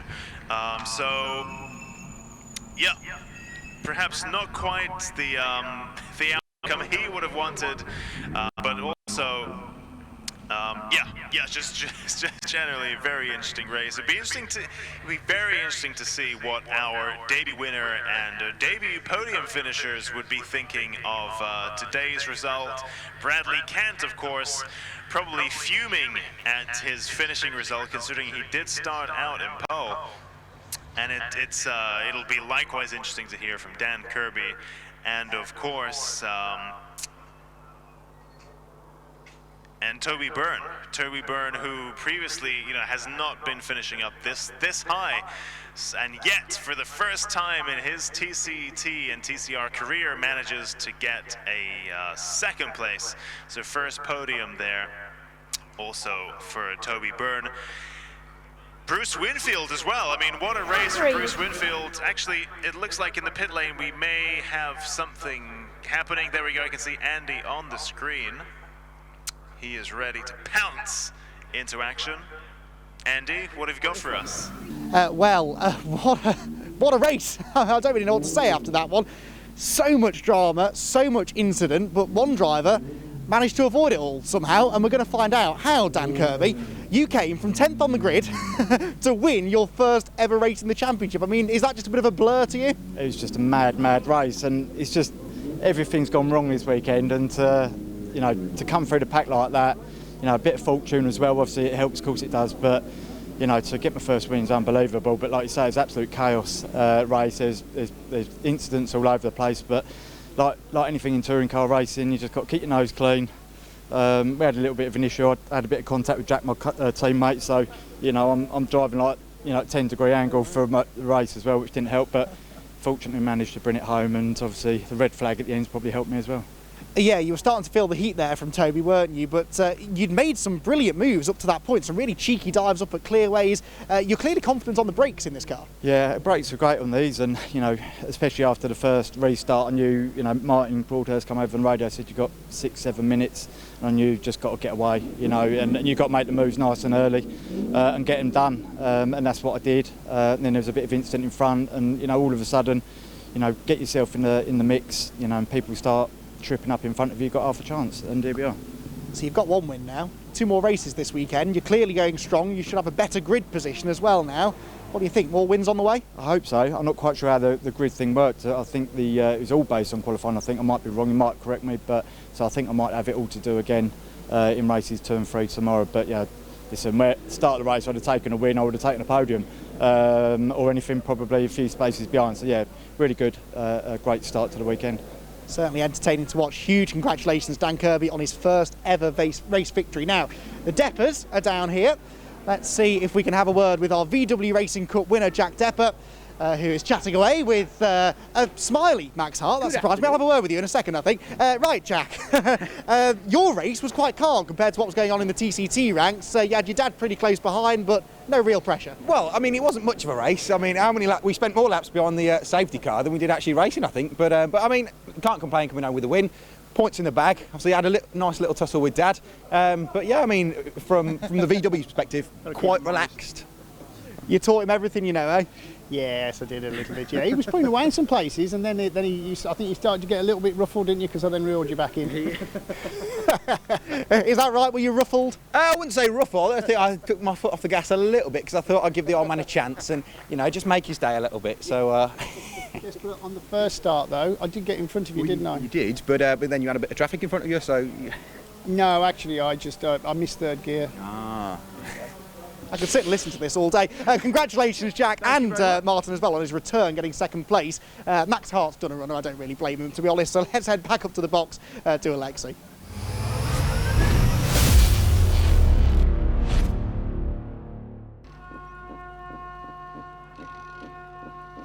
For some super duper touring car action. This is going to be cool.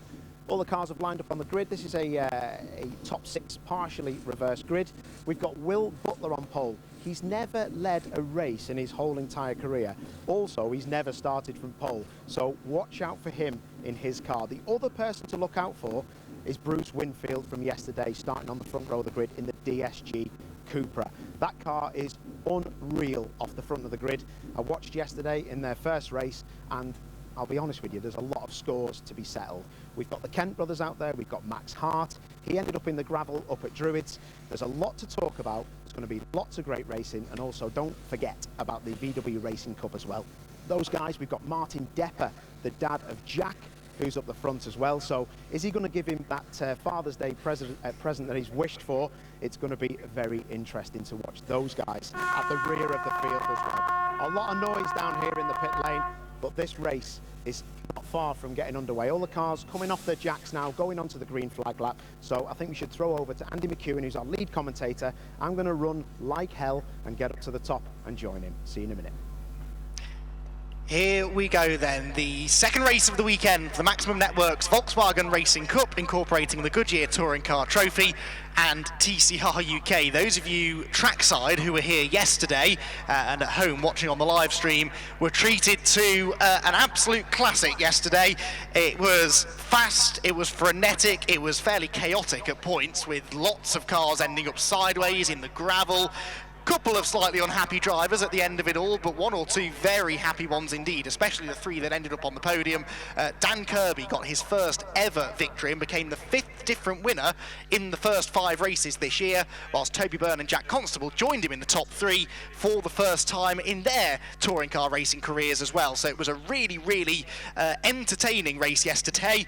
The drivers have had an extra drivers briefing this morning, I believe, just to reinstate the fact that the racing needs to be close, but it needs to be maybe a tad cleaner than it was yesterday. So hopefully we are in for quite the spectacle here this morning.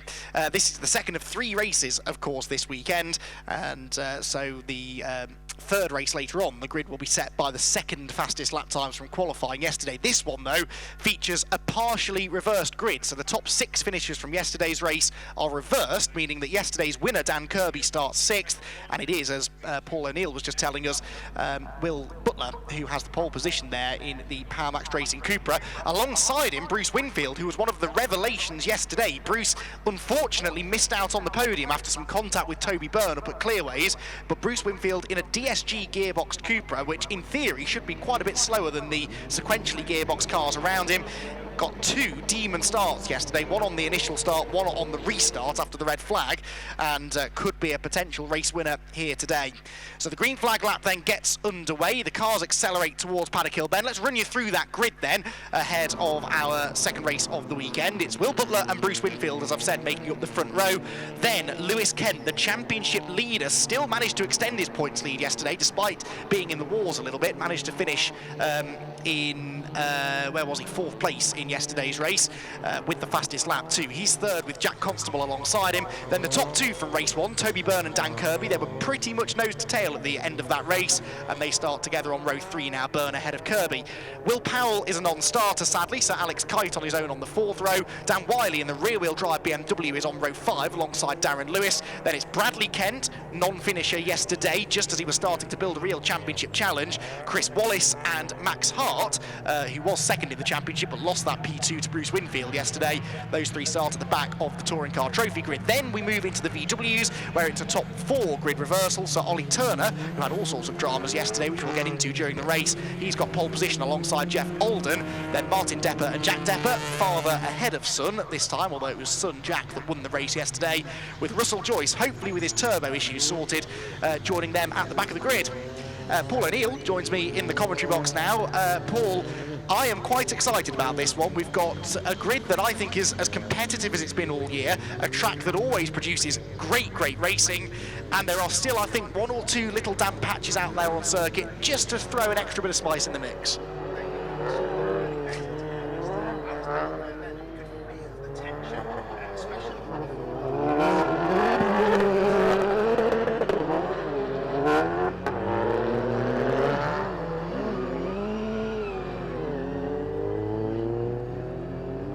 Guys just struggling to get that power put into the front wheel drive cars. So yeah, they're just trying to get it all sorted out. They're trying to get on the grid. There might be a delta issue with the front to rear grip of these cars, because the fronts are getting a battering to get the heat in them. Then the rears, they really struggle to get the temp in them. So I'm really looking forward to this one. That is the best shot I've ever seen in motorsport, which is from our drone. The guys are pretty slow, aren't they, at the back getting into position? So the front row is going to be even more nervous. William Butler, how nervous do you want to be, lad? He's going to be awesome. Yeah, Will has a background in rallying, so the closest he's got to this before is a bit of tarmac rallying he's done. Let's hope that he keeps it on the tarmac for the next 20 minutes then, as our second race of the weekend is about to get underway. Red lights go on, they go out after quite a long hold now, and Will Butler doesn't get a great start. Bruce Winfield is away well from the outside of row 1. So is Dan Kirby, looking the blue Cupra ahead of Toby Byrne already. Towards Paddock they go, they're 4 wide. Kirby to the inside, he's not going to get second surely. No, not quite, it's Lewis Kent into second. There's contact, Jack Constable is sideways in the gravel, and he's going to collect Will Butler as they go up the hill. Butler back backwards. Let's hope no one collects him again as he spins and spins up the hill. Thankfully, they've all managed to miss him, and that is Darren Lewis off at Druids. Oh, they've started how they left off yesterday, haven't they, with 2 cars, 3 cars already off the road. Bruce Winfield leads the way. Lewis Kent is second, as sideways Dan Kirby is third, with Toby Byrne somehow fourth. In the background, look, Jack Constable and Will Butler are recovering, and coming through it all are Brad Kent and Max Hart in their 2 Hyundais from the back of the grid. Well, Paul, that was dramatic. Wow, it was. It ain't finished yet, is it? That was all to do with rear tyre temp. As you can see, a great move that was, wasn't it? The rear tyre temp here is critical, and it's quite a low ambient temperature. And like you rightly said, there's still a few damp patches here and there. So that rear-wheel drive BMW 1 Series is having a real struggle to get the temperature in its front tyres. Yellow flags, maybe a safety car as well. So yellow flags. Was that move done? Winfield's still out in front, isn't he? So yeah, these guys in the this Lewis Kent actually, isn't it? He's just really trying to get on the back of him, and he needs to back off now, because I'm not sure if there is a safety car at them. It doesn't look like it, but they've gone past the situation at Druids, which Darren Lewis found himself in. That looked like locked rear axle, didn't it? Yeah, that was odd. He was already out of control when he came into our camera shot, but certainly not the way he wanted his race to end. He was in the gravel yesterday as well after a punt, and the red flags are out. Red flags are out then with 2 cars off in the first sector. Jack Constable's car on the inside of paddock. Darren Lewis is in the gravel at Druids. The red flags have been thrown, so the race even is being paused for now. We will get a restart though in a few minutes' time. Bruce Winfield's probably quite happy about that, because he was already feeling the heat there from Lewis Kent. Lewis almost made that move actually into paddock and then had to bail out of it because of the yellow flags. So heads up driving there from the youngster. Winfield the leader, then Kent second and Kirby third. But because, Paul, we only completed 1 lap, the restart I would imagine will be from the original grid positions. Yeah, of course. It is weird to see a red flag and cars coming straight into the pit lane, unless they have been told to go into the pit lane, because usually you will re-grid. As you can see, our hard-working marshals in orange there just making sure that they're in the right positions for the grid. So maybe they'll get stopped at the end of the pit lane. We've seen this yesterday actually, didn't we? There was a bit of confusion down there, but hopefully they'll get it all sorted. That's not a good sight. Is that Chris Wallace's car stopped? Yeah, Chris, just to complete that story, which I touched upon yesterday, had an accident at Castle Combe in his VW Cup car, which means he couldn't race it this weekend. So what does he do? Chucks himself into a Hyundai TCR car that he'd never driven before this weekend, and it's been a bit of a steep learning curve. These TCR cars are not easy to wrap your head around. If you don't have much experience of racing slick-shod front-wheel drive touring cars, these cars can take quite a bit of driving just to work out the nuances of. Yeah, and you know, I speak to quite a few people. I drive quite a few of these TCR cars with just private coaching stuff I do. And what I do say to people who are coming from, you know, Volkswagen Racing Cup up into a TCR car is, they're amazing cars to drive, the Volkswagen Racing Cup, and quite affordable and great for budget.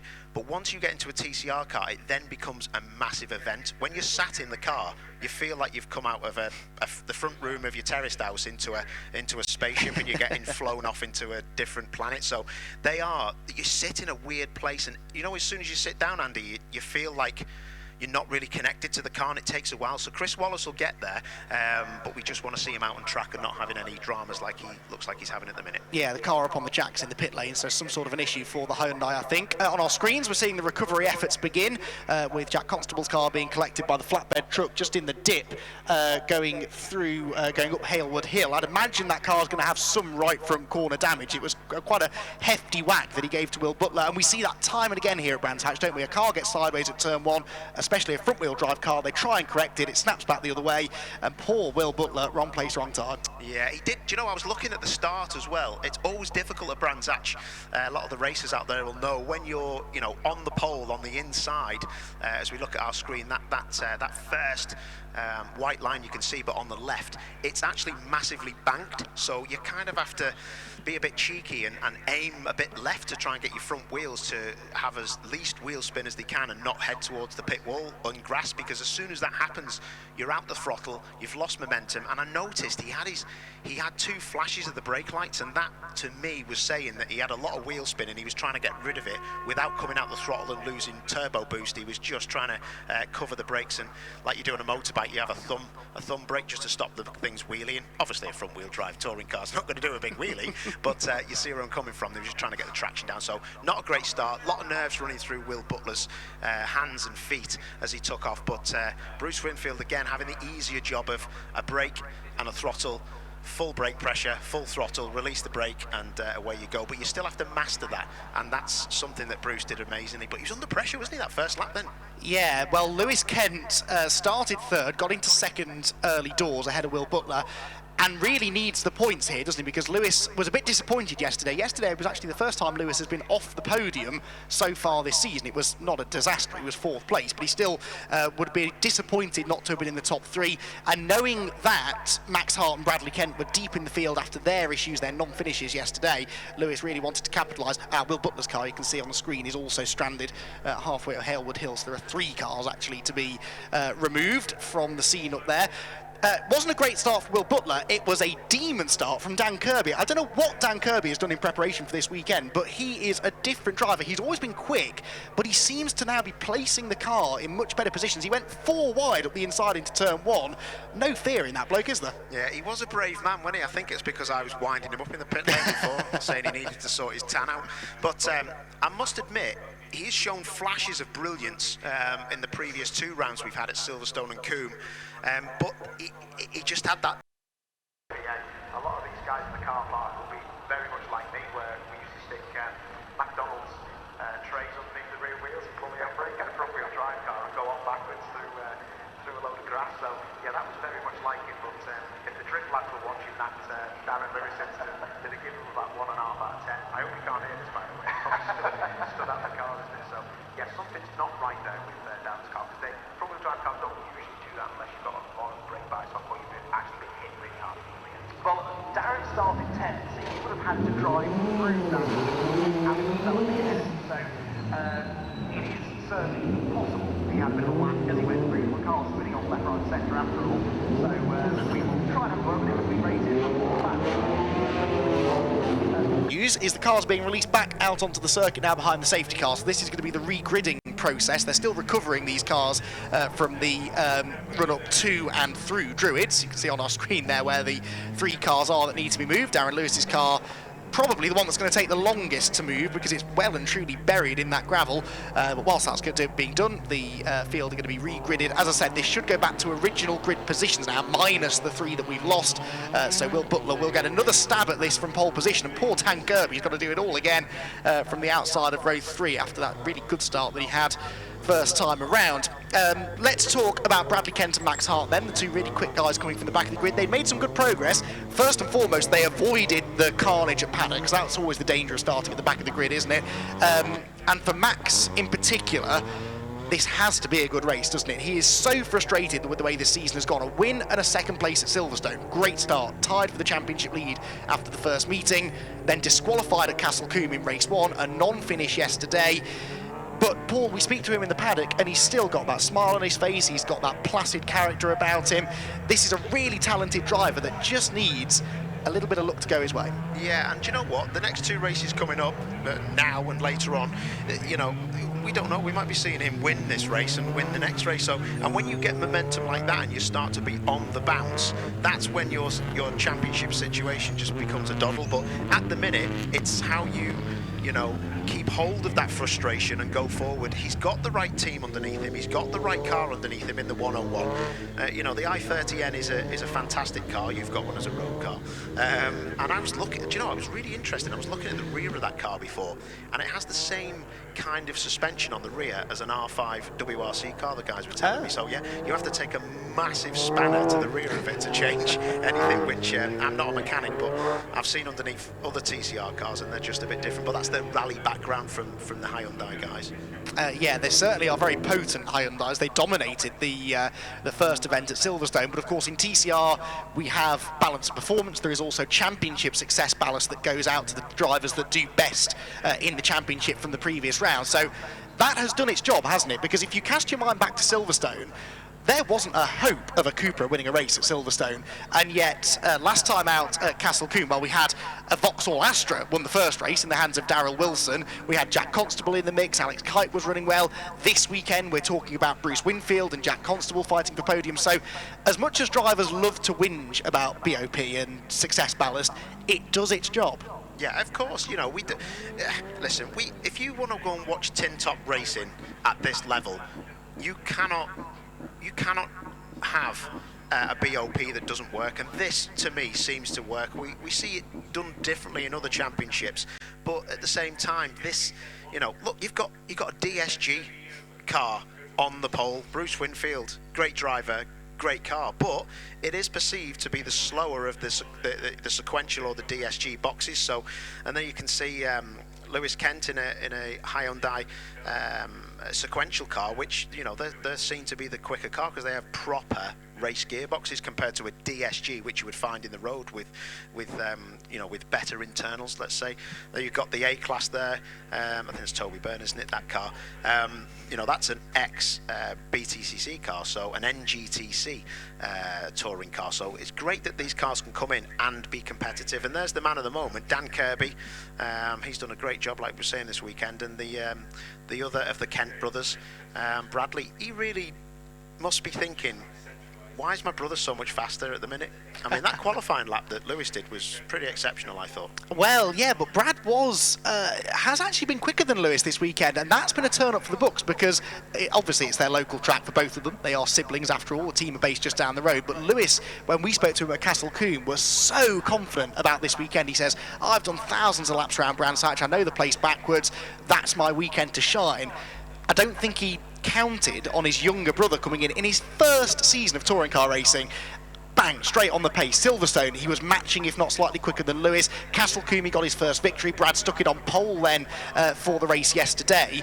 Bradley Kent, had it not been for the off, I think, at Paddock, would probably have won yesterday's race. And if he'd have done that, we'd be talking about Bradley Kent being perhaps right on the heels of Lewis in the championship. Yeah, I mean, it's not that he wasn't on my radar. I just know how good Lewis is. And I just think it's great that, we're even talking about Bruce Winfield here, he could lead the championship. Yes. There's no doubt that he couldn't do that. We did have it down as a bit of a two-horse race between Max and Bradley, didn't we? Or Lewis. So, yeah, it's great to be speaking about other people, and Dan Kirby winning that race. I mean, to be fair, I don't think you can discount anyone, really. No. Only if I was in it, you could discount me. Not at all, Paul. We've had 5 different winners from the first 5 races. I mean, there are other championships that would kill for a stat like that, and they are 5 genuine winners as well. Only one of them, Daryl Wilson, is doing a sort of part-time campaign, but the other 4 are all full-season entrants, and we still have other people like Bruce Winfield, for example, that could win. Jack Constable hasn't won yet. The A-Class Mercedes haven't won, and yet they've been on the pace all the time. So we could hit 7 or 8 winners over the course of the season, and that, for me, is a sign of a strong championship. It's all well and good to have 1 or 2 drivers that do all the winning, even if they're evenly matched and can give us a good championship fight. The more drivers we have that have podium and race win potential, the better, and that is definitely something that we have in the championship this year. We haven't yet spoken about the VWs either, and we ought to. Nothing actually happened in the VW Cup elements of the race on that first lap. They were still in grid order, so Ollie Turner ahead. Turner, I spoke to him after his race yesterday, Paul, and he had an issue with the car that was allowing fumes to come into the car. He was getting very lightheaded, his eyes were streaming, he nearly threw up when he got out of the car. Is that something you've ever experienced yourself? It doesn't sound fun. Do you know, the only thing I've ever experienced that's like that, and I had to come into the pits, was we in another championship, another Tin Top championship, we had these weird brake pads called Project Mu, which are Australian, and we'd never used them before. And the material of them stung my eyes so much, and I couldn't breathe in the car. And luckily, it was in a free practice session, but it properly scuppered everything because we had to put the old pads back in, and the fumes in the car, you just cannot operate. It's like just trying to go through it's just a smoke inhalation. It just really takes your concentration away. So it's a bit of an eye. Darren Lewis at the bottom of the pit lane. I mean, that car, I'm surprised that car's allowed to be let out. Well, yes, I'm trying to cast my mind back now to similar situations.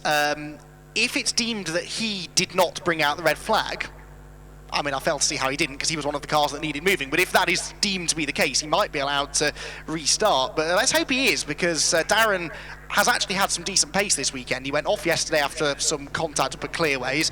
That tells me, though, the fact that they're ready to send the car back out tells me that the car didn't break. It was clearly helped into the gravel. So as long as there's no damage from the contact, and as long as the car is allowed to restart, which evidently is the case, then he is going to be able to take this restart, which will be over 15 minutes, by the way. The timing screen's been updated now. A 15-minute restart. let's hope we get to the end this time. We haven't actually seen a checkered flag yet this weekend in the Touring Car Trophy. We had 2 red flags in yesterday's race. Didn't quite get to the end of the 8-minute restart, so fingers crossed for some cleaner racing now. Let's hope we get to the very finish. The grid then is based upon the original grid, but of course we're missing 2 or 3 drivers now. So at the front it's still Will Butler and Bruce Winfield, Lewis Kent 3rd. There is no Jack Constable 4th though, so Toby Byrne is next ahead of Dan Kirby. They're the 2 cars on your screen now. Then it's actually Dan Wiley, because Will Powell was a non-starter anyway, and I'm not sure what's happened to Alex Kite, but Alex Kite is not there, is he? Certainly not in his... Oh, he's behind Dan Wiley for reasons I don't quite understand. So the BMW ahead of the Astra. Then you've got those 2 quick guys coming from the back. Bradley Kent ahead of Max Hart with Chris Wallace for some reason in between them. So the grid has been formed using some sort of a formula I don't quite understand, because it's kind of a mix of original grid order and the order they were in at the red flag, minus the cars that weren't running at the time in the red flag. But either way, they're going to line up in the grid in some sort of order, and hopefully, Paul, give us a good race. Commentator's nightmare, that, isn't it? Yes. Absolutely. So yeah, Bradley Kent, lot to think about in this one. He's got to get past quite a few cars, and Brands is the place where it's difficult. If anybody can, though, he can do it. You know, these guys are pretty local. They know the score. The home heroes. They'll know that they'll be able to get underneath people with a good front end on that Hyundai, especially into paddock and especially into the last corner clearway. So let's hope we can see some action. I did notice on the warm-up lap actually, Dan Kirby was warming his tyres up and then he took himself out. I think it was over the front of that BMW. So yeah, so a very, very interesting race ahead of us, and hopefully they all get in place. And you can see there one of the I think it's actually Brad, isn't it? Is it the Bradley Kent in the back there? He's well, the 2 Hyundais, they're both Kent brothers. One's out of position. He's not out of position, he's just so far back, and the other one looks like he's trying to do a launch start into the grandstands on the left. Just to correct something I said before, of course Will Butler is not on pole position, he is a non-starter, so it's Bruce Winfield essentially who has the pole position here. As the red lights go out, we're away once again. Another good start by Winfield and Kirby. That's been the story of the weekend. Winfield holds the lead, Kirby up to 3rd, and here comes Alex Kite in the Astra that won in the hands of Daryl Wilson last time at Castle Combe. Round the outside of Toby Byrne, he will sweep past the Mercedes through turn 1. So cleanly through paddock this time, thank goodness. Up the hill they go towards Druids. It's Winfield from Lewis Kent from Kirby, the top 3. Kite is 4th, Byrne 5th, Dan Wiley running well in 6th with Max Hart right behind him. So crucially, Max Hart then is still ahead of Bradley Kent. Those 2 Hyundais coming from the back. In fact, where is Bradley Kent? Couldn't even see him there in that train as they worked their way through. Yeah, he's in amongst the VWs, so Brad has had a terrible start. Yeah, what's gone on there? That's a strange one. Max Hart getting on with things in the 101. He'll struggle to get past that BMW. Obviously, rear-wheel drive coming out of clearways. As good as your front end is in your Hyundai, if you're not down the inside, you're going to have a struggle with the traction of that 1 Series. But look at this battle on, innit? Look at it. He's going to have a go around the outside. That's going to be hard work. Trying to get in. Oh, he tried to get the switch back on him. Winfield was having none of it. He's got his work cut out as Brucey. Yeah, and Lewis has to get a move on here because Dan Kirby, yesterday's winner, is right with them now. So 3 for the lead as they go through Druids. It is still Winfield just about that leads the way. Martin Depper, by the way, has the lead in the VW Racing Cup, so he's had a really good start. He leads the way from Jeff Alden 2nd and his son Jack Depper in 3rd. Down the hill they come. Max Hart ahead of Dan Wiley. What have you seen, Paul? Oh, that Vauxhall Astra of Alex Kite was proper sideways. That right rear doesn't get used so much round here, except for Graham Hill Bend, really, and the entry into Surtees. So, yeah, he was struggling a bit there. Dan Kirby's car is hooked right up. He's going to put big pressure on that Hyundai in front of him. And I tell you what, Lewis is going to have his work cut out, but he's got his flashes on because he knows that Bruce Winfield is going to be really easy to catch but hard to pass. Look at the brakes on that Hyundai as they go into Paddock Hill Bend, but as long as Bruce can back him into Dan Kirby is looking exceptional this weekend. Very good front end on that Cupra and also great on the brakes as well. Yeah, he looked good on the brakes yesterday, did Dan Kirby. Made some nice moves up through clearways. Lewis Kent actually was slower than the race leader on the previous lap. Kirby setting the fastest lap of the race. There go Kite and Byrne 4th and 5th with Max Hart 6th, Dan Wiley 7th and Brad Kent back up to 8th. But what was it the team told us earlier on? If Brad hadn't passed 6 cars in the first lap, they were going to have words with him. Well, yeah, there's definitely going to be a conversation about that start. He went went backwards instead of forwards. Speaking of going backwards, how about some sideways action from Alex Kite? Good save that. He loses the place to Toby Byrne, but he was very nearly in the gravel. Yeah, he's got a really strange delta going on with the rear tyre temps compared to the fronts. The rear's just not up to temperature at all. I was saying that it was difficult to get into Graham Hill Bend with a cold right rear. He's got a cold left rear as well. I'm mystified how he gets through paddock and not having over rotation with the rear axle giving up, but it was definitely giving up, wasn't it, back then? This is going to be a really late lunge because Bruce is under massive pressure. This is where it's going to be now, isn't it? They're going to go. Dan Kirby could actually get something out of this in third place. Lewis is being a lot more patient now, though, than we've seen from some other drivers this weekend, which is good to see. He's not just gone for the first dive bomb move that he had the chance to do, although he does, as I say that, tag the back of Bruce Winfield going through clearways. Now that's going to delay them both. Keep an eye on Kirby in third. I'm not sure whether he did tag him. He might have done, but it looked like Bruce actually bounced off the curves on the entry to clearways. Without seeing it again, I wouldn't know, but I tell you what, this is a masterclass by Winfield in a DSG Cupra. Absolutely brilliant. That Hyundai is definitely at least 3/10 quicker. But Kirby around the outside, can he get it done? No. Tucks back in.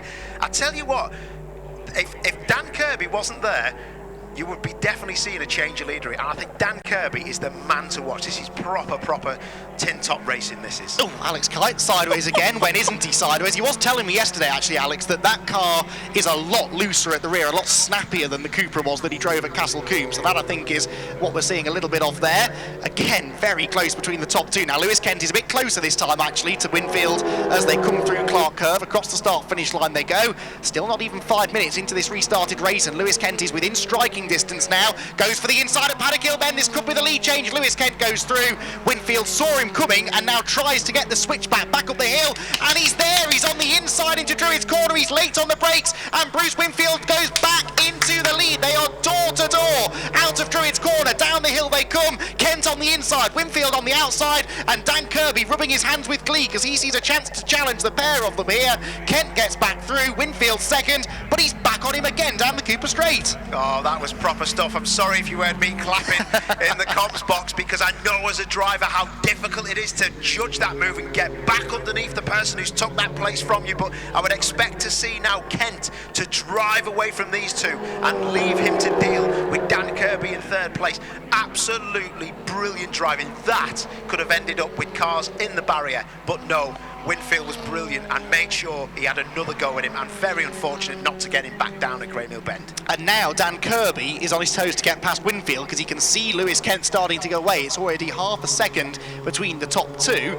Dan Kirby in third wants to try and go after the race leader before the Hyundai gets too far up the road. So new order then. Lewis Kent leads the way. Winfield second. Dan Kirby third. Toby Byrne is still fourth ahead of Alex Kite, with Max Hart yet to get past the Astra. There they go, actually. And look who is catching them. Bradley Kent. So Max Hart, I'm surprised he's not cleared Alex Kite a bit quicker. No disservice there to Alex, but Max, you would think, would be able to make this move pretty easily. Very interesting, isn't it? We've seen how, amazing these I-30Ns are around the track in the hands of Lewis Kent up front, but just can't seem to make any progress. As you say, no disrespect to Alex, and Alex's rear of that Astra just looks proper leery. And I think that it's going to be done at paddock. It's going to be on the brakes. He does close up, but it just looks like that Astra's got some good traction off the medium to low speed corners. Yeah, you can see Max Hart close it in under braking, but he's too far back when they get to the braking zone to convert that into an overtake. And now, of course, he's having to watch his mirrors because Bradley Kent is right there behind him again, and Bradley carries a lot more speed there into Graham Hill Bend. These two cars, even I can tell, are set up very differently. The corner speed that Brad could take there, it made Max look like he was standing still. Very interesting. I'm just trying to look at the rear of the cars. It does actually look like Bradley's car is just carrying a bit more rear camber, where the tyres are not as stood up as straight as the car in front. And if you have more rear camber sometimes on your car, it means that you can actually turn in better and have a bit more rotation, and then you'll pick up a bit more rear grip as the corner goes on. Look at that, he's having to defend hard. This is going to be a difficult couple of laps here for Max. Round the outside, is that going to move? Wow, what is that all about? I mean, that was a proper late bit of braking there, but look at that, Kite's gone. Well, I mean, Max was so much earlier on the brakes there that I actually thought he was letting Bradley through, but then he fought back at the apex and holds on. But you're right, this is allowing Max Kite to get away. Bradley is up the inside now into Surtees, and this time he will go through. Brad's car looks a bit softer as well to me, a bit more compliant over the bumps maybe, and that will be helping him, especially if it's a little damp and greasy out there. Yeah, he's got massive understeer, Max Hart, in the 101. Can't get to the apex, struggling with traction, and like you say, he's not confident on the brakes, is he? But you can see Kent's just drove away now, and I'd be very interested to see Max Hart's take on this, because it just looks like everything you need from a car he hasn't got, and he can't take the curbs like Kent in front of him. And like you rightly said, the car does look a bit softer. As we go back to the P2 battle, and Winfield is I bet he's sick of the sight of Leon's, isn't he? Yes, he's quite keen on his one, but he'd like the others to leave him alone, thank you very much. The leader is getting away now, and the fight for second is what's starting to brew now, with Winfield just about keeping Kirby at bay. In the VW Cup, by the way, there's a nice battle, I think, about to develop for the lead. It's still Martin Depper that leads, but pole sitter Ollie Turner is back into second now, ahead of Jeff Alden, and less than a second behind the leader. Something has happened to Jack Depper, though, because Jack Depper is 13 seconds behind. He's 9 seconds behind Jeff Alden in third place. So Jack Depper either has a problem or has been off. His previous lap was 2 seconds slower than the cars ahead of him. So we'll try and check in with them in a moment, see if there's anything. In fact, there is Jack Depper right on cue, about to be lapped by the race leader Lewis Kent. So let's see if we can see an issue with this green Scirocco. Turns its way through Graham Hill Bend. The leader about to try and lap it down the back straight. And not going right here for Jack Depper. I can't see any obvious damage on the car. That's very interesting one, but that's the thing, you only need a little bit of contact early doors, and if your toe's been knocked out, I'm not on about the 5 that you've got on your feet, well, maybe, I don't know how many toes people have these days, but yeah, it is an interesting one. If you've got a little knock on one of your corners, that can, especially around Brands Hatch with the undulation and the cambers of this track, it really can overheat your front tyres or not work the rears too much. So yeah, difficult one for Depper, but his dad, like you rightly said, out in front, looking like he's never been away. I mean, I know how bad Martin Depper is as a driver, so for him to be leading this race, I'm pretty impressed. Oh, he's going to thank you for saying that later, Paul. Martin Depper is the definition of a character. We hear racing drivers described as characters quite a lot, but Martin really is. Right, changes here for fourth. That's Bradley Kent ahead of the, guess what, sideways Alex Kite, and that latest moment's going to cost him another place, because Max Hart is up the inside at Surtees. No, Kite doesn't roll over and let him go, and why should he? Alex is here on a one-off outing at the moment. He's trying to prove to everyone that he can drive these cars well, but that Astra does not look happy. What is going on with that Astra? That is like, I mean, Darrell must be watching this, who's usually driving the car, thinking, who's this lad turned up with trying to give it the big sideways challenge? I tell you what, that thing's got some grunt, hasn't it? That Astra, but it's easy pickings for the Hyundai, and it's down the inside on the brakes. But yeah, very interesting stuff. Look, it's got some good traction out of paddock as well.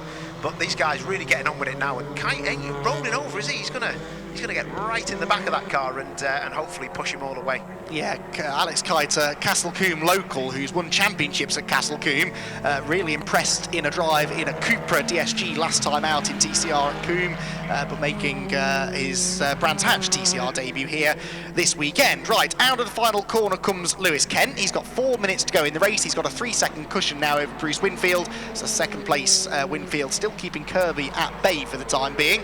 The VW Cup is possibly worth trying to check in with, because Lewis Kent and because Martin Depper and Ollie Turner, first and second, who are going into Surtees now, I can see out of the window, are absolutely nose to tail. Ollie Turner in the yellow and blue VW Golf has converted a 1.5 second deficit into just a 2/10 deficit now.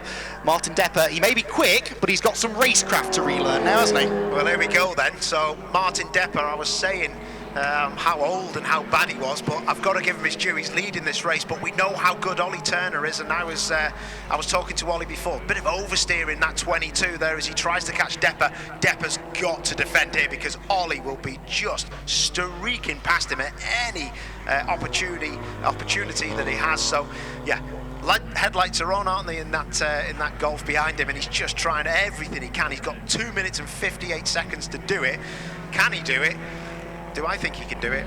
I actually think if there was anyone out there to get past Martin Depper, it's definitely Ollie Turner, but this is a difficult place to do it.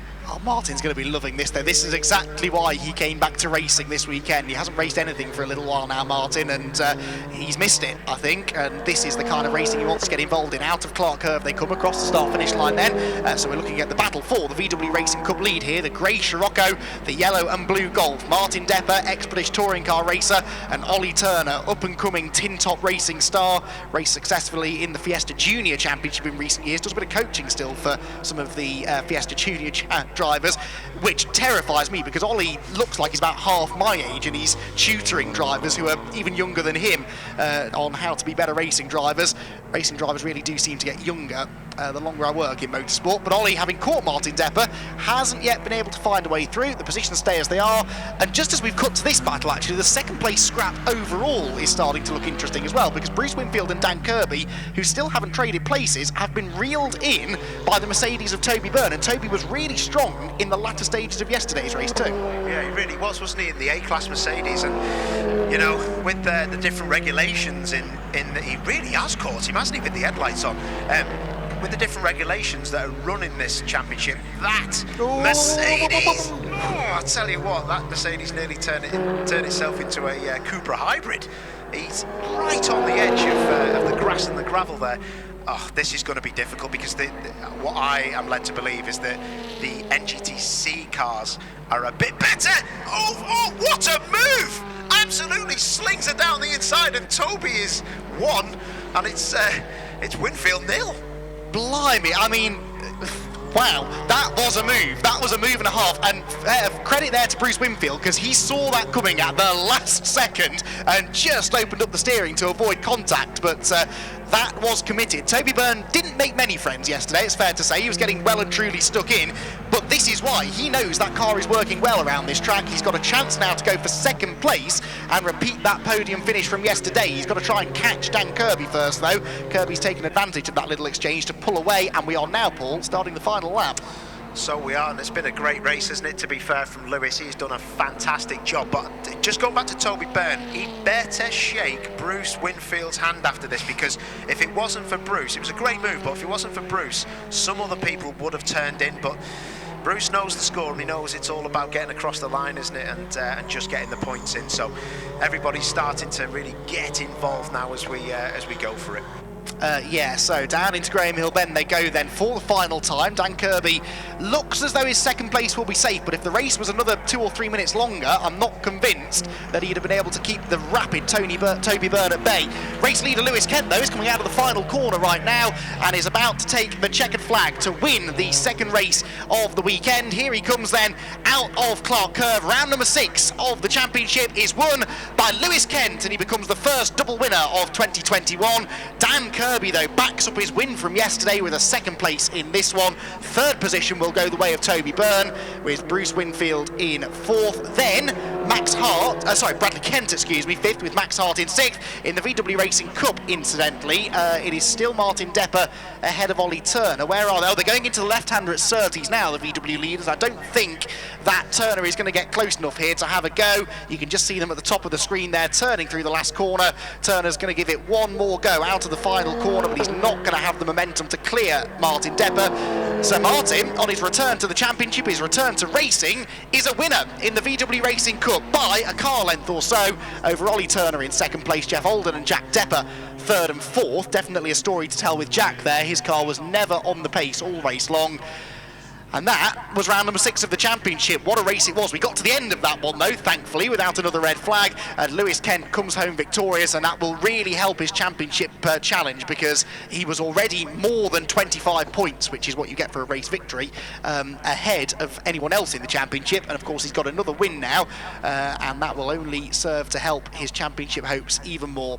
So Martin Depper and Ollie Turner win first and second in the VW Racing Cup. Jeff Alden third, Jack Depper fourth, and Russell Joyce, unfortunately, still some turbo issues, you'd imagine, with that Golf. That was what kept him out of the race yesterday, and he again didn't turn a lap that time. In the overall result, though, it was Lewis Kent with the victory by just under 4.5 seconds over Dan Kirby second. Bruce Winfield was not third. Toby Byrne was third, according to our timing screens, with Bruce Winfield fourth, then Bradley Kent and Max Hart, with Dan Wiley eighth, excuse me. Martin Depper then was the next of the VWs. The first of the VWs in 9th place. Toby Byrne wins the TCT class, although the TCT, the NGTC cars, race in the same class technically as the TCR machinery. So that is an outright podium for Toby Byrne in the NGTC Mercedes.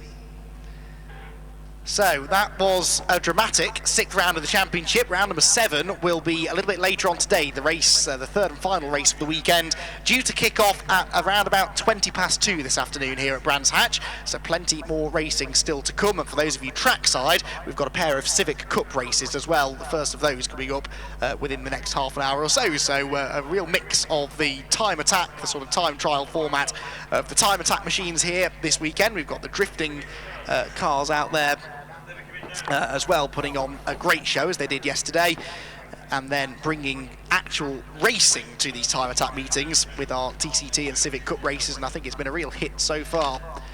So Paul O'Neill is heading downstairs then to have a word with the race winners, hopefully, and we'll be able to talk through with Lewis Kent exactly how he got that much needed second victory of the year.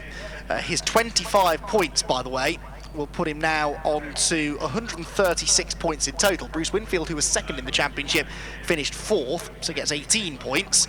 So the gap between those two now is even bigger than it was before. It's going to be officially 45 points now between Kent and Winfield. Max Hart, of course, who was third in the championship, only managed 6, so 14 points for him. Bradley Kent was 5th, so gets 16 points. And Dan Kirby, the one that's really creeping into championship contention a bit more here, was 2nd. And so he gets the 22 points for 2nd place. So Dan Kirby, the big winner out of all of that then, is going to move up into potentially 3rd place in the championship, I reckon. Yeah, Dan Kirby with those 22 points moves on to 87, so 3rd in the championship then for Kirby, but only 4 points behind Bruce Winfield now. So that is, I think, going to be the next of our championship battles to think about here, and if Lewis Kent keeps on finishing as consistently as he has been, then he is going to be extremely tough to beat in the championship title. So we believe the drivers are on their way to have a word with Paul O'Neill. We've got the cars heading out for our next on-track session, which is the Drift Pro Championship qualifying session before their semi-final and finals a bit later on today. And those cars really put on a great show yesterday afternoon. I caught a bit of the drifting action. So looking forward to their spectacle that's on its way. I can see, I think, Lewis Kent jogging his way up though, so he is almost ready to have a chat with Paul O'Neill down in the pit lane. And we should hopefully also have a chance to speak to Martin Depper, our VW Cup winner, if we have time. So Lewis Kent then will of course be looking forward to the 3rd race as well later on, because we've already, I believe, had a grid set for that one. Yeah, the grid for race 3 is based on the 2nd fastest time from qualify, which interestingly puts Bradley and Lewis Kent together on that front row. Bradley has the pole, Lewis will be 2nd on the grid with Max Hart 3rd. Now that is shaping up to be a pretty tasty battle in that 3rd race. There is no love lost between the Kent team and Max Hart as their drivers go head to head for the championship. And having all 3 of them at the front of the grid for that race a bit later on is going to be pretty spicy. That race, as I said, at 2:20 due to get underway.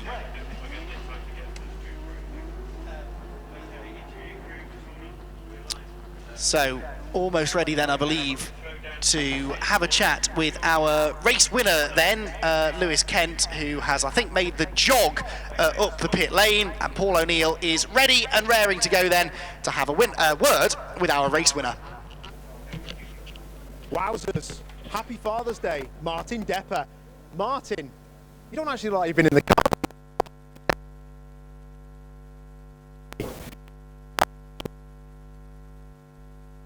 Now, Ollie, yeah, sticking to his lines. Obviously, youth doesn't have the experience of when the tyres go off, as you your style a little bit, doesn't it? So yeah, we held on to that. Disappointed. Sorry to my father, because you should have had a Father's Day with son and grandson, but he span again. Come on, Jack, sort it out. Yeah, great day, good win. Absolutely amazing, mate. And listen, everyone's made up for you. Jack, do you know what happened? Yeah, I think he was just trying to get past Jeff, and yeah, it was early. I don't quite know what happened, but yeah, he obviously didn't get it right. Top man. Well, listen, good luck for the next one. Lewis, Kent, you absolute lad, mate. What a race. You've done the business. You've come back stronger. Yeah, you know, home track favourite. I think that's what it is. But no, Bruce put up a hard fight. I had a couple of hard laps behind me. I had Dan on my arse the whole time. Got a bit worried, but no, saw a gap, went for it.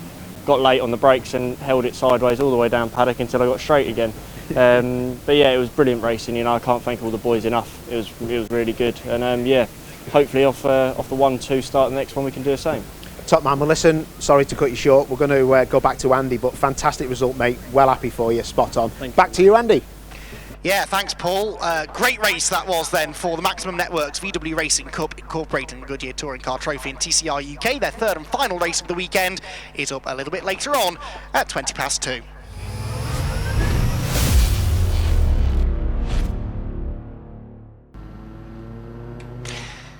Well, welcome back everybody to the Brands Hatch circuit here for our third and final race of the weekend for the Maximum Networks Volkswagen Racing Cup, incorporating the Goodyear Touring Car Trophy and TCR UK.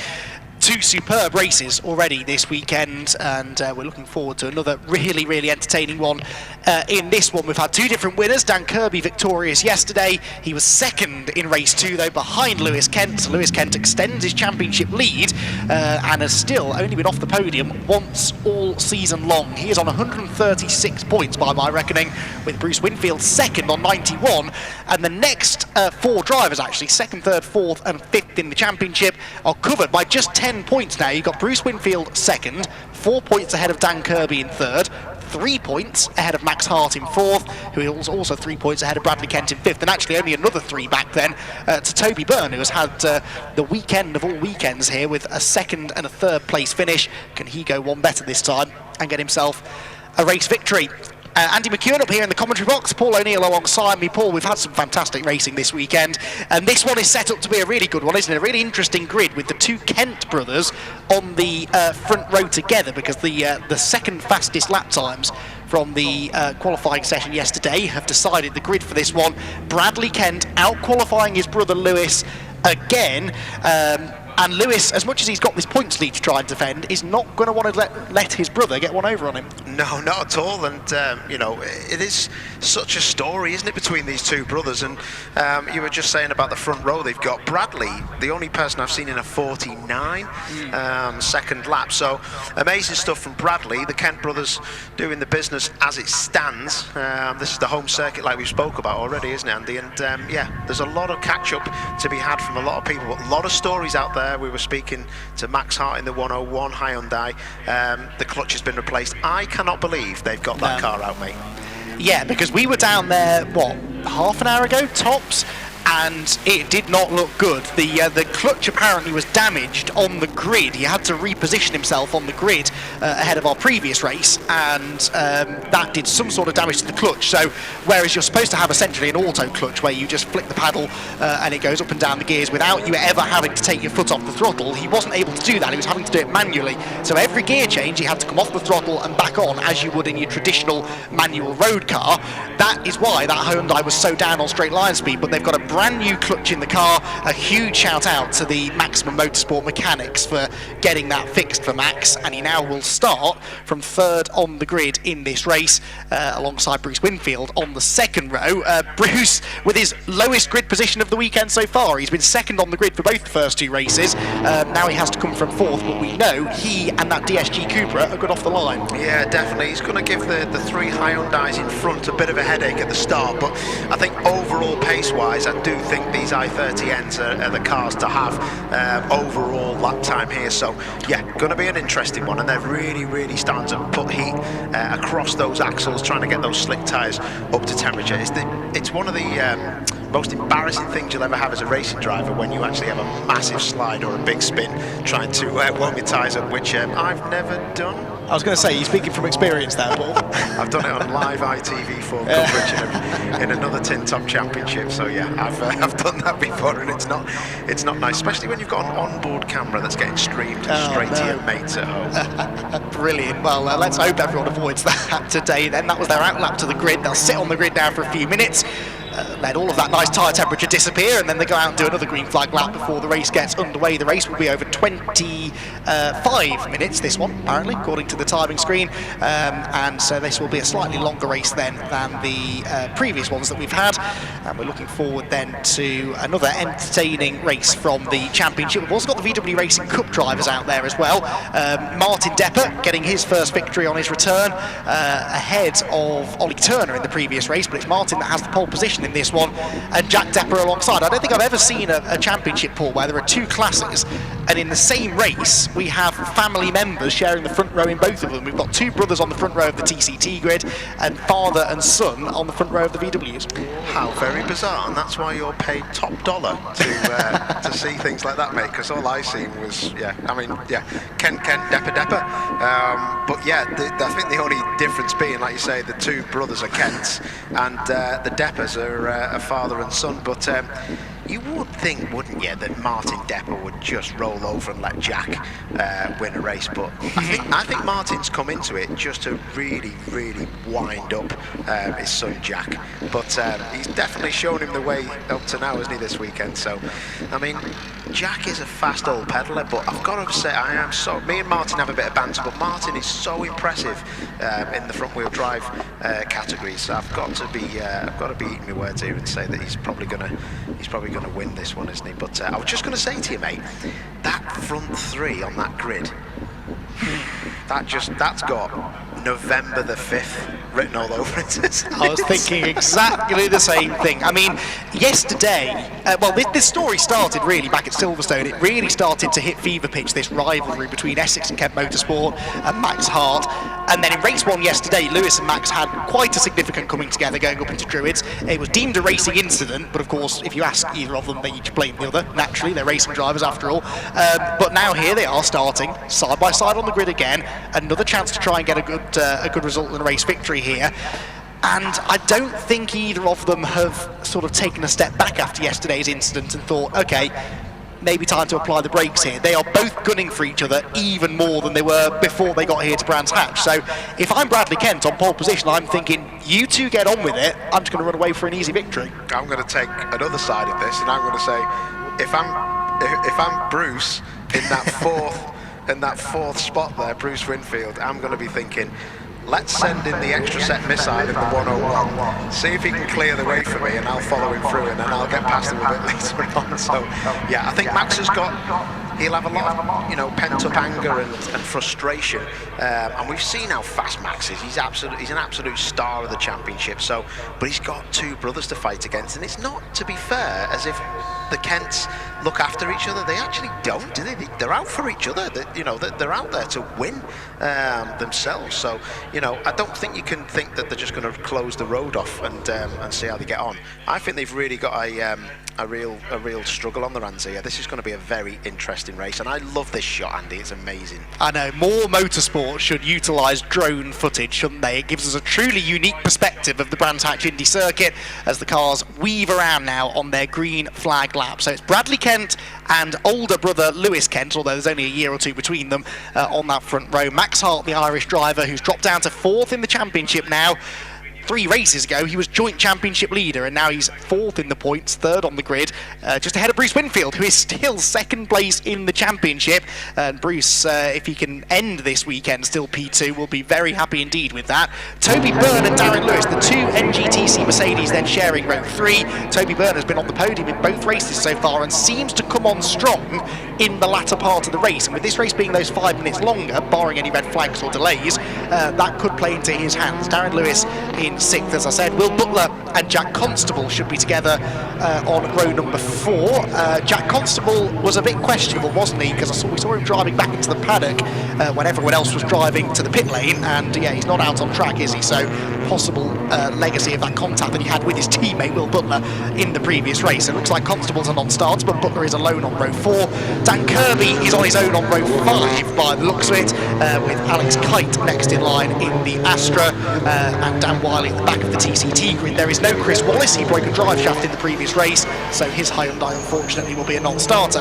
In the VWs, Martin Depper number 30 on pole from Jack Depper number 33 alongside him. The grey Scirocco ahead of the green one, farther ahead of Sun, with Ollie Turner desperate to try and get another race victory, third on the grid. Jeff Alden is 4th, and Russell Joyce sadly is going to be another non-starter. Yeah, Russell's had a bit of a shocking weekend. He's just named himself Mr. Turbo because he keeps blowing up himself. A bit of a nightmare for himself and the team, but I'm sure they will get on top of things and he'll be back out as soon as he can. But yeah, it's all looking. Look at that, you can see already the pole man, Bradley Kent. Like I said before, he's just angled himself, hasn't he, so he can get a good run. Max Hart, for me, has got to get this win, and this is going to be a classic. Sit back and enjoy, I reckon. Yeah, this should be fun. 25 minutes of racing then. The 7th round of the championship here at Brands Hatch, with Bradley Kent and Lewis Kent on the front row. Max Hart has a good start there from 3rd on the grid, though, but then bogs down as Bruce Winfield comes from 4th to 1st. That was a demon start again from the Cupra, and Bruce Winfield has the lead through Paddock Hill Bend. It's Bradley Kent 2nd, Lewis Kent 3rd, Max Hart somehow hangs on to 4th, with up into 5th place yesterday's winner Dan Kirby. Into Druids they go, Hart to the outside line. That's risky because it could open the door for Dan Kirby as they come down the hill, but he might just make it work. He's round the outside of Lewis Kent, he's got the inside for Graham Hill Bend, and Max Hart is going to try and get himself back into P3. He does, with Lewis Kent now being hung out to dry by Dan Kirby. Feisty stuff there from Max Hart. Wow, what a start again. Winfield was the man on the mission when he Kite round the outside there of Darren Lewis, gets the job done, and yeah, they're all starting to just turn in and see what kind of axles they've got, but it looks like Lewis has got the inside and back of the Kite. That Astra was looking so blurry as we seen the first race pan out this morning, but look at that on the defence already, Andy. It's Winfield and he has got his work cut out, but look at Max Hart, he's all over the back of the guys in front.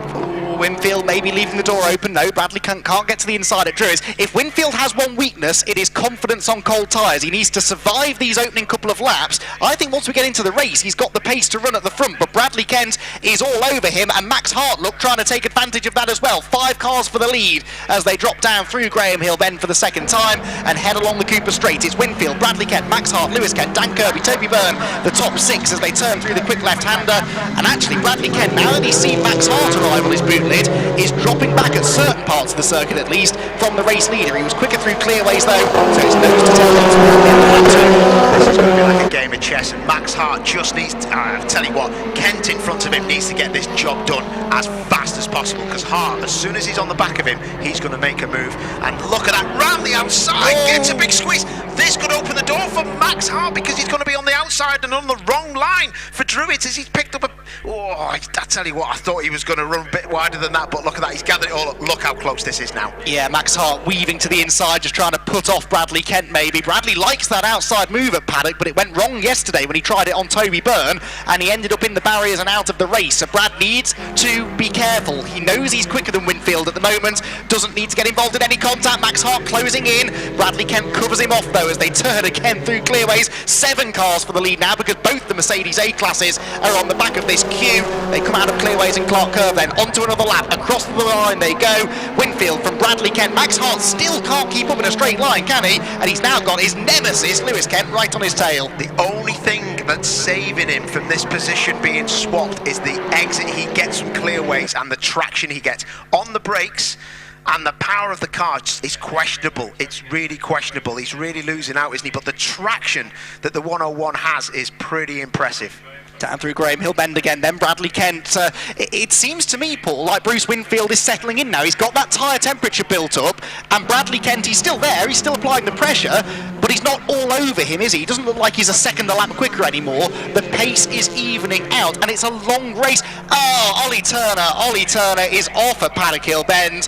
that breaks your heart. Ollie Turner has had an absolute weekend to forget, and unfortunately the VW Golf is in the gravel trap at paddock. Yellow flags therefore, and safety car boards are out. The safety car being scrambled then here at Brands Hatch once again. But back to my point there, it looked like Winfield, just before that safety car came out, ironically, had bedded himself in and was looking more and more comfortable by the lap. Yeah, it does, and it's a good job that LED board's flashing SC, because the board is actually being hung up upside down, so it's a CS, whatever one of them is. A car of safety. Yeah, I do jest, but look at this shot, just makes me laugh. The drone, the aerial shot. Oh, he's leading, isn't he, the drone? The drone driver's leading the race. Good lad. He is, and I think the safety car has probably led more laps than anyone so far this weekend. It's made an appearance now in all 3 of our Touring Car Trophy races, but it's kind of to be expected. This is a tight, narrow circuit. It's all action. The drivers never get a moment to breathe, and when the racing is as close as this, the odd little mistake or bit of contact is almost guaranteed, and I don't think we're done with the drama and action in this one yet either. So we are nearly 5 minutes into this 25-minute race then. Bruce Winfield has the lead. Bradley Kent is second and has the fastest lap as well, which is worth 1 bonus championship point. Max Hart third, Lewis Kent fourth, Dan Kirby fifth, keeping a watching brief at the moment, just keeping his powder dry there in that blue and white Cupra. Toby Byrne sixth, Darren Lewis seventh, Alex Kite in 8th place. He was just about keeping up with that leading bunch as well, with Will Butler and Dan Wiley rounding out the top 10. Martin Depper has the lead in VW Cup, still from Jack Depper, so that's grid order. Ollie Turner, of course, is out of the race. There you can see the recovery operation at Paddock Hill Bend, so that means that Jeff Alden moves into 3rd in the VW Cup. Safety car out then, Paul. Does this help or hurt Bruce Winfield? Because as I said, it looked like he was just starting to get into a rhythm, and the safety car can break that rhythm sometimes, can't it? I'd say you're bang on, mate. I'd say that for somebody of Bruce's experience and where he's come from, this may break his rhythm, because he looked like he was on top of the guys and he was managing the gap, as in he knew where he was faster, where he was slower, so he knew what gap he needed coming out of clearways the last corner, so he was doing a good job there. But to be fair, you know, I think he's led a couple of races now in this championship, so in this series, I think he really just needs to get on with what he's got to do, make sure that he's looking at the safety car lights, make sure that the car is in position. He kind of has to lie to the drivers behind and just pretend he's weaving the tyres. Safety car will come in, hopefully, not very late time, and then he can just get on with it. So yeah, it's one of those situations where you just sometimes think, oh, I don't need this, but if you want to give your car a rest, it's a great thing. But I think for Bruce, it's definitely something that he will want. No, but safety car restart, as you said, if he does it right, is an opportunity to build a bit of a gap, and he can maybe use to his advantage here the fact that you've got Max Hart in this Kent sandwich behind.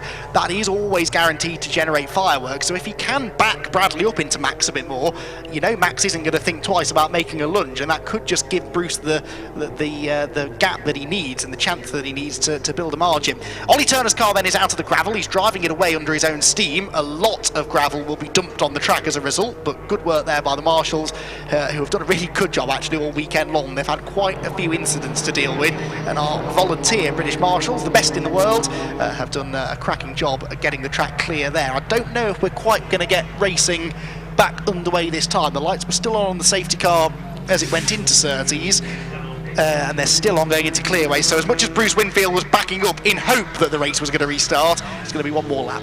Yeah, I think there needs to be a percentage of the circuit free for the safety car to turn its lights off, so it can't just switch them off going into the final corner, because that could cause a bit of carnage. The other thing to point out is that gravel that you were talking about that was disposed of by Ollie Turner coming out of Paddock Hill Bend, I'm looking outside the comms box past the man who's firing round in the drone. He's got his little remote control outside like a computer game, and there is that gravel.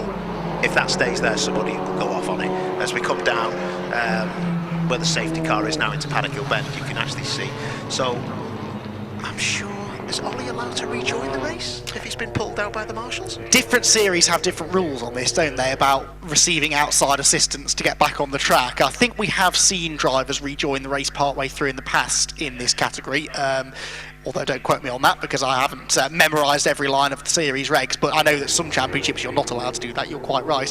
But certainly Ollie has tagged on at the back of the field, and Bruce Winfield is stacking that field up now in anticipation then of a restart, running way offline through Graham Hill Bend. That will have picked up a lot of dirt on his tyres. I'm not convinced I'd have done that, Bruce, but he's got a bit more time to weave around, get the tyres cleaned up.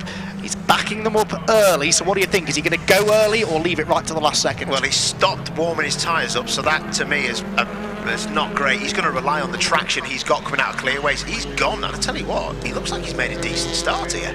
Yeah, Max Hart wasn't exactly on his toes though, was he? So Lewis Kent is going to be challenging for second here as we get the race back underway. 16 minutes left on the clock, 8 laps in the book. Bruce Winfield leads, Bradley Kent second, big gap back to Max Hart in third, and then the championship leader in fourth position. Slippery surface flags out there at paddock, that's because of that gravel that you mentioned, which is just on that painted curb which the drivers do like to use as they run a bit wide coming out of the first turn.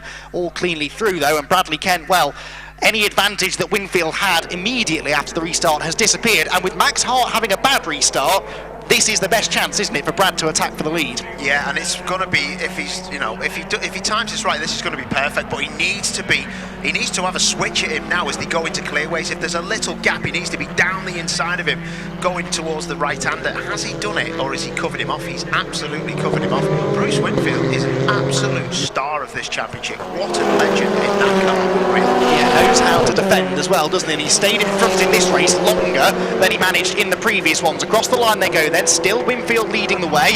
Bradley Kent tries the outside line again. This is really, really brave, side by side for the lead. Bradley Kent's got the outside. Winfield, though, has the inside line for Druids and will surely break as late as he dares. The rear wheel hopping in the air. He gets the Cooper back in front. Bradley Kent runs wide, and Max Hart is right back with them again. Down towards Graham Hill Bend they go. That didn't work. That was a risky move, but he had that one chance to do it. Brad knew that if that didn't work, he could slot back in just before Max Hart arrived on the scene. Now, though, that luxury is gone. Max Hart can smell blood, and he can smell Kent's blood, and I tell you what, this is hotting up to exactly what we wanted it to be. And look at this, he's side by side on the exit. Will he push him? He doesn't push him. I'd have had him straight in the gravel with his two wheels, but great move. Max Hart is on the charge. Yeah, he's got the inside for Paddock Hill Bend, then absolutely level at the start-finish line, but there's no way Brad's going to fight back from this, surely. Well, he's going to try it around the outside again, isn't he? How many corners does he brave it around the outside of Max Hart? He gets two wheels in the dirt. He still keeps on coming. Max Hart on the inside line. Bradley Kent on the outside will have to give way. And would you believe it? Max Hart is back into second place. And this is brilliant news for Bruce Winfield, because these three are holding each other up. Hart is sideways at Graham Hill Bend. All the while, they're hemorrhaging time to the leader. Unbelievable, Jeff. That was unreal. And I've got to say two things. Bradley Kent, you're the bravest man on this planet. Max Hart, you are the fairest man on this planet. You had two chances to put your rival two wheels into the gravel. Did you take them? You didn't, mate.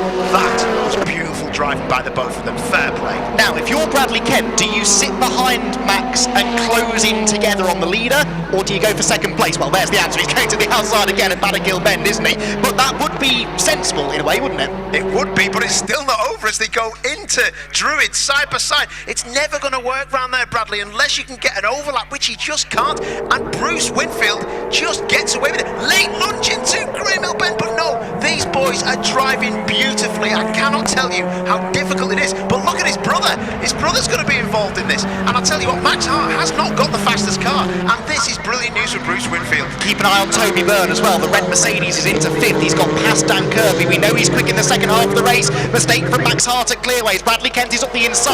Now, will he show Max Hart the same sort of fair racecraft that Max did to him a few laps ago? Because now Max is on the outside of Paddock. And of course, Bradley's got his brother Lewis looking to take advantage of this as well. Into the first corner. Bit of wing mirror bashing goes on. Max Hart round the outside. Bradley Kent, will he leave him space? Will he leave him space? There's a bit of rubbing. Side by side again up the hill. Kent on the inside. Hart is super late on the brakes. There's a bit more paint traded. Brilliant racing. Oh, we'd love to see it. We'd love to see it, but he just can't bring his brother through. This is the best tin top racing I've seen for a long time. They absolutely clobber the curbs to an inch of their lives, and we've got a car off. That could be safety car, couldn't it? Dan Wiley's BMW in a dangerous place potentially. We'll let you know about that one as and when we get news. 12 minutes left on the clock.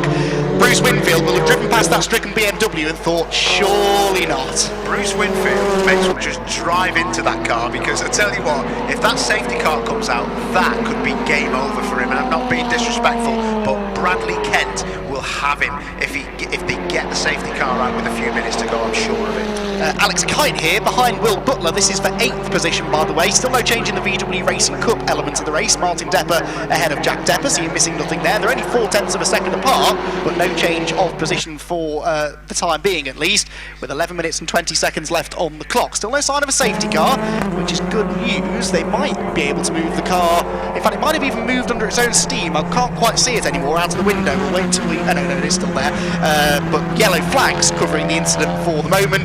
No need for the safety car to come out. Purple first sector here for Brad Kent, though, Paul. He's after Winfield. He's really going for him, isn't he? And I tell you what, that is not just a fast sector 2, well, sector 1, that is a very, very quick one. Safety car deployed, and to be honest, it was always going to be a safety car deployed. The car is too close to the white line and the tarmac on the lead up to Surtees. There was just no way that wasn't going to be a safety car. Bruce will be devastated, and if he wins this race, he is the new Gilles Villeneuve. You can see why the safety car is out. They can't leave that car there. It's clearly in a dangerous position, but if you're Bruce Winfield now, you are spitting feathers in that Cupra. I mean, the part of me that knows Bruce Winfield and respects him is gutted for him. The impartial commentator part of my brain, though, is thinking, game on, because now we are going to have a battle royale for the final, 7 minutes or so. Winfield has fended off Bradley Kent once, though, in fairness. All he has to do is repeat what he did last time, back Kent up into Max Hart and try and make his escape. Easier said than done, I know, but that's got to be the plan. Yeah, I've got to say, though, that, you know, speaking to the majority of the drivers, it's the front tyres, obviously, that go off, and it's how quick they go off, and I just feel that Bruce is not overdriving, he's driving that car to an inch of its life, and when you do that, this safety car will actually, it doesn't sound right, but it will actually help him. Who's that coming? Is that Toby Byrne? Oh, Toby Byrne into the pits. That is a shame then. Byrne was running well, wasn't he, in 5th place, and coming on strong as well as the race went on. That is Jeff Alden, whose car is, I think, about to shed its rear bumper. He's had contact at the back, and he's been through the grass, hasn't he? There's a lot of grass in the grill. Jeff Alden, never far away from drama. I love Jeff. I was talking to him this morning, and he was quick to put his cigarette out. I was thinking, I'm not going to think you're any less of an athlete, mate, so don't worry. He's about 90. Oh dear, you're making some real friends today, Paul. You're absolutely right, though, Jeff. A great driver to have in the championship. Been racing as well in the VWs for a few years now, and yeah, he's maybe not quite got the raw pace of the Deppers and Ollie Turner, but enjoys his racing nonetheless. There is Toby Byrne. Now that is... yeah, real shame. I don't know what the issue is here, Paul. Yeah, so bonnet clips are up, so I think we might have seen out of shot. You need to make. There you go. He just nearly sent him out and forgotten. That would have been a bent roof and a disappearing bonnet. So looks like they've got that car, or they're tugging that car off the grass. So okay, that is going to be one more. I reckon the safety car will come in on this lap. They just need to get rid of this in the short circuit side of the clearways entrance. So that'll be done. Another great bit of work there from the marshals and the recovery team to get us underway. Such a shame, though, isn't it? That's one of the best battles. I tell you what, I will say it now because I've got time. But Max Hart and Bradley Kent need to be bowed at when you see them, because that was unbelievable driving, and that's exactly what this championship deserves, this series deserves, and also what the people watching it deserve. Yeah, I mean, yesterday we had similar battles to that, but 9 times out of 10 they ended in contact. Today they showed some real restraint. Okay, the race isn't over yet, I realise, but on that occasion showed great restraint, showed each other respect. You can go around the outside of somebody in touring car racing. A lot of the time you'll end up in the gravel, and when you don't, it's purely because the driver on the inside of you decided not to do that to you. It was a choice they made to leave you room, and it's really so great to see that. As Toby Byrne, by the way, is back out on track, so he'll try and catch the back of the pack before the race restarts, which is going to happen now. The sun is shining for the first time all weekend at Brands Hatch. We've got 7 minutes and 10 seconds left on the clock, and Bruce Winfield, can he become the 6th different winner this season from 7 races and claim his first ever victory in a TCR car. Well, his restart isn't quite as good this time, is it? Bradley Kent has well and truly gone with him, and once again Max Hart under pressure immediately from Lewis. He really doesn't get into clearways and out of clearways very well, Max Hart. Something not right about that car. As you can see, Bruce has to defend straight away, and Bradley, is he going to have another go? He needs to come back across here, Bruce, because that needs to be defended. But again, no way for Bradley to get down there. But Max Hart again, I tell you what, you couldn't wish for a closer race. This looks close. That's going to be a big move. No, there's no room though. Bruce Winfield just about got across to defend, and look, one defensive move and it stacks them all back together again. So once more we've got a 5, maybe 6 car train for the lead. Then Winfield somehow has fended off all of these attacks. He's got the lead into clearways. Bradley Kent just can't get through on the inside line, and he now daren't go to the outside again because Max Hart is right there with him again in 3rd. Lewis Kent 4th, Darren Lewis in 5th, and Dan Kirby a little bit quieter in this race in 6th, perhaps just waiting to see what unfolds ahead of him. Across the line again, Winfield to the inside. Bradley Kent this time tries to do the late switch to the inside of Paddock. That doesn't quite work out, but he's got so much mid-corner speed. He tries to get to the inside again into Druids, but once more, Winfield, he's not bashful about shutting that door, is he? He really isn't, and Bradley looked like he'd actually got the job half done then. He looked like he had a nose down the inside, but again, massively respectful driving. It's what we like to see. It's too easy in tin top cars to just release the brakes and fire into somebody. Fire extinguisher has gone off in that NGTC car for Toby Byrne. That's not ideal. No, it really isn't. Bruce Winfield, though, starting to find his feet again here at the head of the field. Look at the other Mercedes of Darren Lewis starting to harass Lewis Kent, the championship leader. Lewis has been a bit of an enigma in this one. He's been there in the lead battle, but he's never at any point looked likely to move forward from 4th, has he? No, it's very interesting. Like you say, it's like a yo-yo effect. It's some people have got better traction, some people have got better brakes. Nobody actually in that lead group seems to have the overall package to win this race. Bradley is the only person I can see that is going to have a proper go. But if Bruce wins this, I will be the first person to say that is a miracle. Quite frankly, I'll be amazed if they go a full 25 minutes without Bradley Kent losing patience here, because he is such a young driver. Still a teenager is Bradley Kent, his first season of racing at this level, and he's shown, as I said, amazing restraint here, not to just give Bruce a bit of a love tap and dive up the inside. He's come close on a couple of occasions. You can see the temptation is there, isn't it, into the low-speed corners, just a little push to pass, but he's really, really trying to do this cleanly. And I tell you what, how this is winning for Bruce, I'll tell you what, he's done a good job there, and he's got past him. Maybe that was at clearways, actually. Wilson past Kent, round the outside again. Oh, this could end in absolute disaster if we're not careful, but again, late on the brakes, or runs in wide. Max Hart down the inside, and is he going to get past? Is it job done? This could end in absolute nightmare circumstances, but no, he gets it done again. This is incredible racing, isn't it? Bradley Kent there, every time he runs wide and gives Max Hart a chance, Max can't finish the move. He's weaving around behind him again. Darren Lewis, by the way, is into 4th. He made that move stick on Lewis Kent, so that's 4 points being lost by Lewis. Could Darren even become a factor in this lead battle? Those Mercedes are good on the long run. We've got 3.5 minutes still to go. Bruce Winfield, he must now be starting to think, hang on a minute, this could actually happen. Robert Area Motorsport will be having kittens watching this, because he just knows, he'll know himself, the team manager principal will know himself that he knows where the car is strong and where it isn't. They'll have had that conversation, and what Bruce does brilliantly in the lead is he stops the car on the apexes where he knows he's not the fastest, and it means Bradley cannot drive through him, and it gives Bradley 2 opportunities, one to drive through him, or the other to run wide, try around the outside, and it loses him time and it backs him into Max Hart, like you said before. Yeah, absolutely. Max, by the way, has a bit of damage now on the right front corner of that Hyundai, but that is the least of his troubles right now.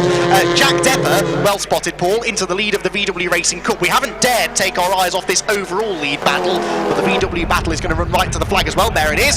Jack Depper ahead of Martin, with Ollie Turner right back with them, but of course Turner is a lap down, or a couple of laps down in fact, after his gravelly excursion earlier on. Right, they head through clearways. The overall leaders are overlapping again at Paddock, I can tell you though. Bradley Kent backs out of it again. He tried the outside line at turn 1. VW's come across the start-finish line, unlikely to change positions for the time being, so let's try and get back to the overall race leaders. 2.25 minutes left on the clock, and Bruce Winfield still has the advantage lead from Brad Kent in second, Max Hart third, Darren Lewis fourth place, was quicker than them on the previous lap. Lewis is closing in on those top three, and as the Deppers slide their way through Druids there, Jackson just ahead, and there is finally a bit of contact there between Bradley Kent and the race leader Bruce Winfield, and Max Hart sees a chance to get up the inside maybe. Brilliant switchback by Bradley Kent, he goes to the outside, to the inside, two wheels on the grass, sideways, Max Hart gets a run on both of them, Bradley Kent has his nose ahead of the line. We go on to the penultimate lap of the race, and Bradley Kent has done it. He's into the lead, he runs wide though, Max Hart is through to second, and Bruce Winfield with 2 laps to go is down to third place, tries to get back up the inside of Max Hart, who leaves the door open. I can't believe it. Hart opened the door there for Winfield, who's back up the inside for second, and this is exactly what Bradley Kent wants to see. Kent is getting away, Hart is busy trying to hold on to second, and Darren Lewis with them as well. Oh, I'll tell you what, it all happened, just that little bit of contact. Maybe Bruce just slowed the car down too much, or it could have been Bradley releasing the brake pressure of the car, and it just tagged him wide, and that was it, game over. Darren Lewis sees his opportunity. Oh, it's robust in the smoke, but he gets the job done and gives him a hip and shoulder on the exit, but that's opened the door. No. Oh, Winfield and Lewis, that did not have to happen. That was exactly the opposite of what we saw earlier on when Kent and Hart were side by side, and neither of them benefited. Look, they've both been in the gravel, and I don't. Oh, and Bruce Winfield tries to get back up the inside and ends up in the gravel. That was all unnecessary, I'm afraid. He wasn't happy with what Darren Lewis did. He tried to snap back immediately, and inevitable contact was made. We are on the final lap, I believe, of the race. We might just squeeze one more in, and Bradley Kent, Max Hart and Lewis Kent have got themselves back into the top three. The red flag is thrown. Not a huge surprise. That was tempers boiling over, I think, Paul. Yeah, that was not ideal, was it? If anything, it just looks silly and clumsy in my book, and if you're going to squeeze people on exits of corners, you've got to know what you're doing, and if you're going to catch people's wheels and things like that, then it's not ideal, is it? But we'll have to look at it from different angles, and we'll have to let the race stewards take a look at it, because it's not our call. But the Deppers have had fun, haven't they? And Jack has got one back on his dad. Yes, he has. So a win apiece for, well, 2 wins. 2 wins for Jack Depper this weekend. One for his father Martin. They have dominated the VW Racing Cup element of the weekend. What a race, though. I mean, I'm going to pretend the last couple of minutes didn't happen, because up until that point, it was one of the best races we've seen in this championship, and that was exactly how TCR racing should be. Exactly that. It was one of the best races I've ever seen, and then one of the worst ends I've ever seen of a race, so a real shame. The cars doing the right thing. They're going onto the grid. The red flag has been out. Some of the cars are, well, the doors are opening on the cars. Some of the cars have gone in, so you're supposed to go back onto the grid unless directed by the marshals. So some cars are out there, some cars are not. It looks like nobody knows what's going on. That's what I like in motorsport.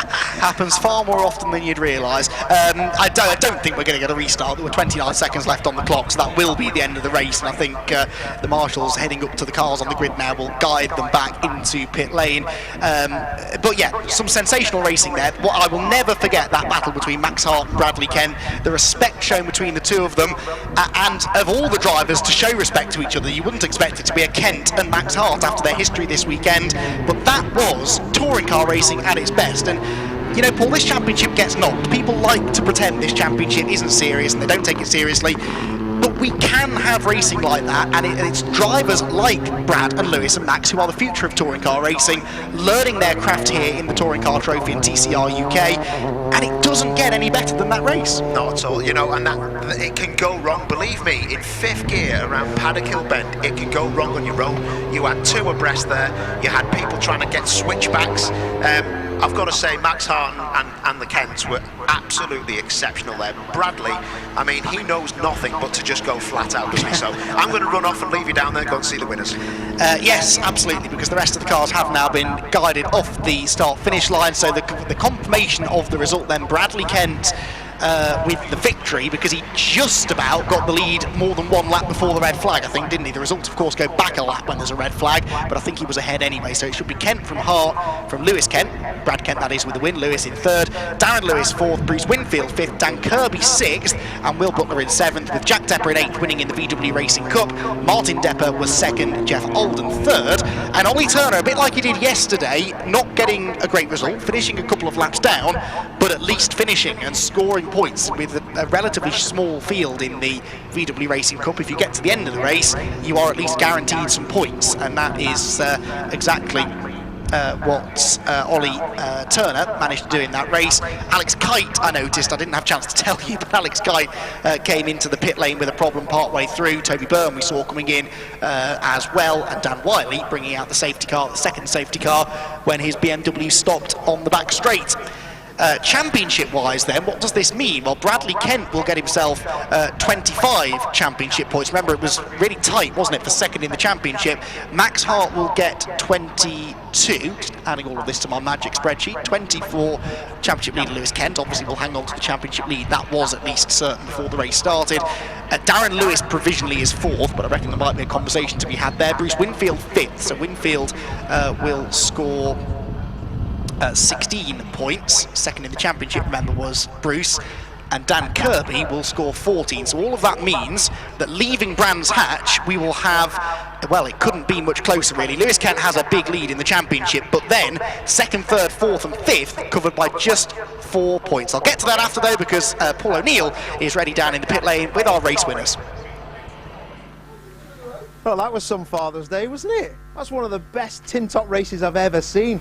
The Deppers, father and son. Oh, look at that! They've got the shirts on. I think this is going to say "Send it," which it does amazingly. Jack Depper, come here, Captain. That was a spot-on effort, mate. Oh. Well done, and you know, that was nice for your dad, wasn't it, for him to just let you through? Yeah, well, I wouldn't say he let me through. I was reeling him in. You know, I didn't think to do any stupid dives. I mean, although it says Paul Send. You know, last race I spanned, so I was, you know, waiting until I was right on his bumper. Just shoved it up the inside, and job done. What did you learn off your dad when you were following him round? I followed him out of Castle Coombe on his motorbike. I learnt a lot. Brake. And that was about it? That was about it. And having an ex-touring car driver, as you did.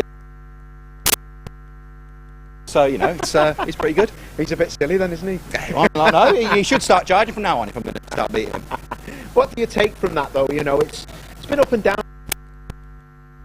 Some other things that have gone on, but that was fantastic. Yeah, no, I mean, all the way through, that was just a superb race. You know, kept it in one piece. There's not much more you can really ask for, especially like the last race coming from the spin. You can't let it affect your confidence. The reason I spun was because I had my foot planted a bit too much on the throttle and lost the back, but you know, kept it planted, didn't change how I approached that corner, and you know, it all worked out nicely. Right, Deppers, you've had your limelight, on your way, well done. Bradley Kent, come here my man, One of the best tin top races I have ever seen. The respect you shown Max Hart and the respect that he's shown you was phenomenal, mate. Talk me through it. To be honest, from word get-go, it was eventful. The safety car made it 10 times worse. But no, we gave respect to each other. It's horrible to see Bruce the way he finished up the way he is, because what a fantastic race. And honestly, on the mic after the finish, I said that's one of the best races I've ever had. So, and I'm sweating, so that's a good thing. You don't look like you're sweating though, but we're gonna head back to the studio now, and we're just gonna go back to Andy McEwen. So back to you, Andy. Thank you very much, Paul. Well, that was a fantastic race from the VW Racing Cup Goodyear Touring Car Trophy and TCR UK. We'll be back in the middle of July, I believe, at Alton Park for our next couple of races. Be sure to tune in, or maybe even make a journey up to the northwest to see that. Just to very quickly finish off the point I was making about the championship standings, Bruce Winfield second is now only 1 point ahead of Max Hart and Bradley Kent, tied for third, and then 5 points further back to Dan Kirby. It couldn't be any closer. It's shaping up to be a fantastic second half of the season. We'll see you with more TCR action later in the year at Alton Park. Now here at Brands Hatch though, time to get some drifting back underway out on the circuit. So Alexi, for the time being, back over to you.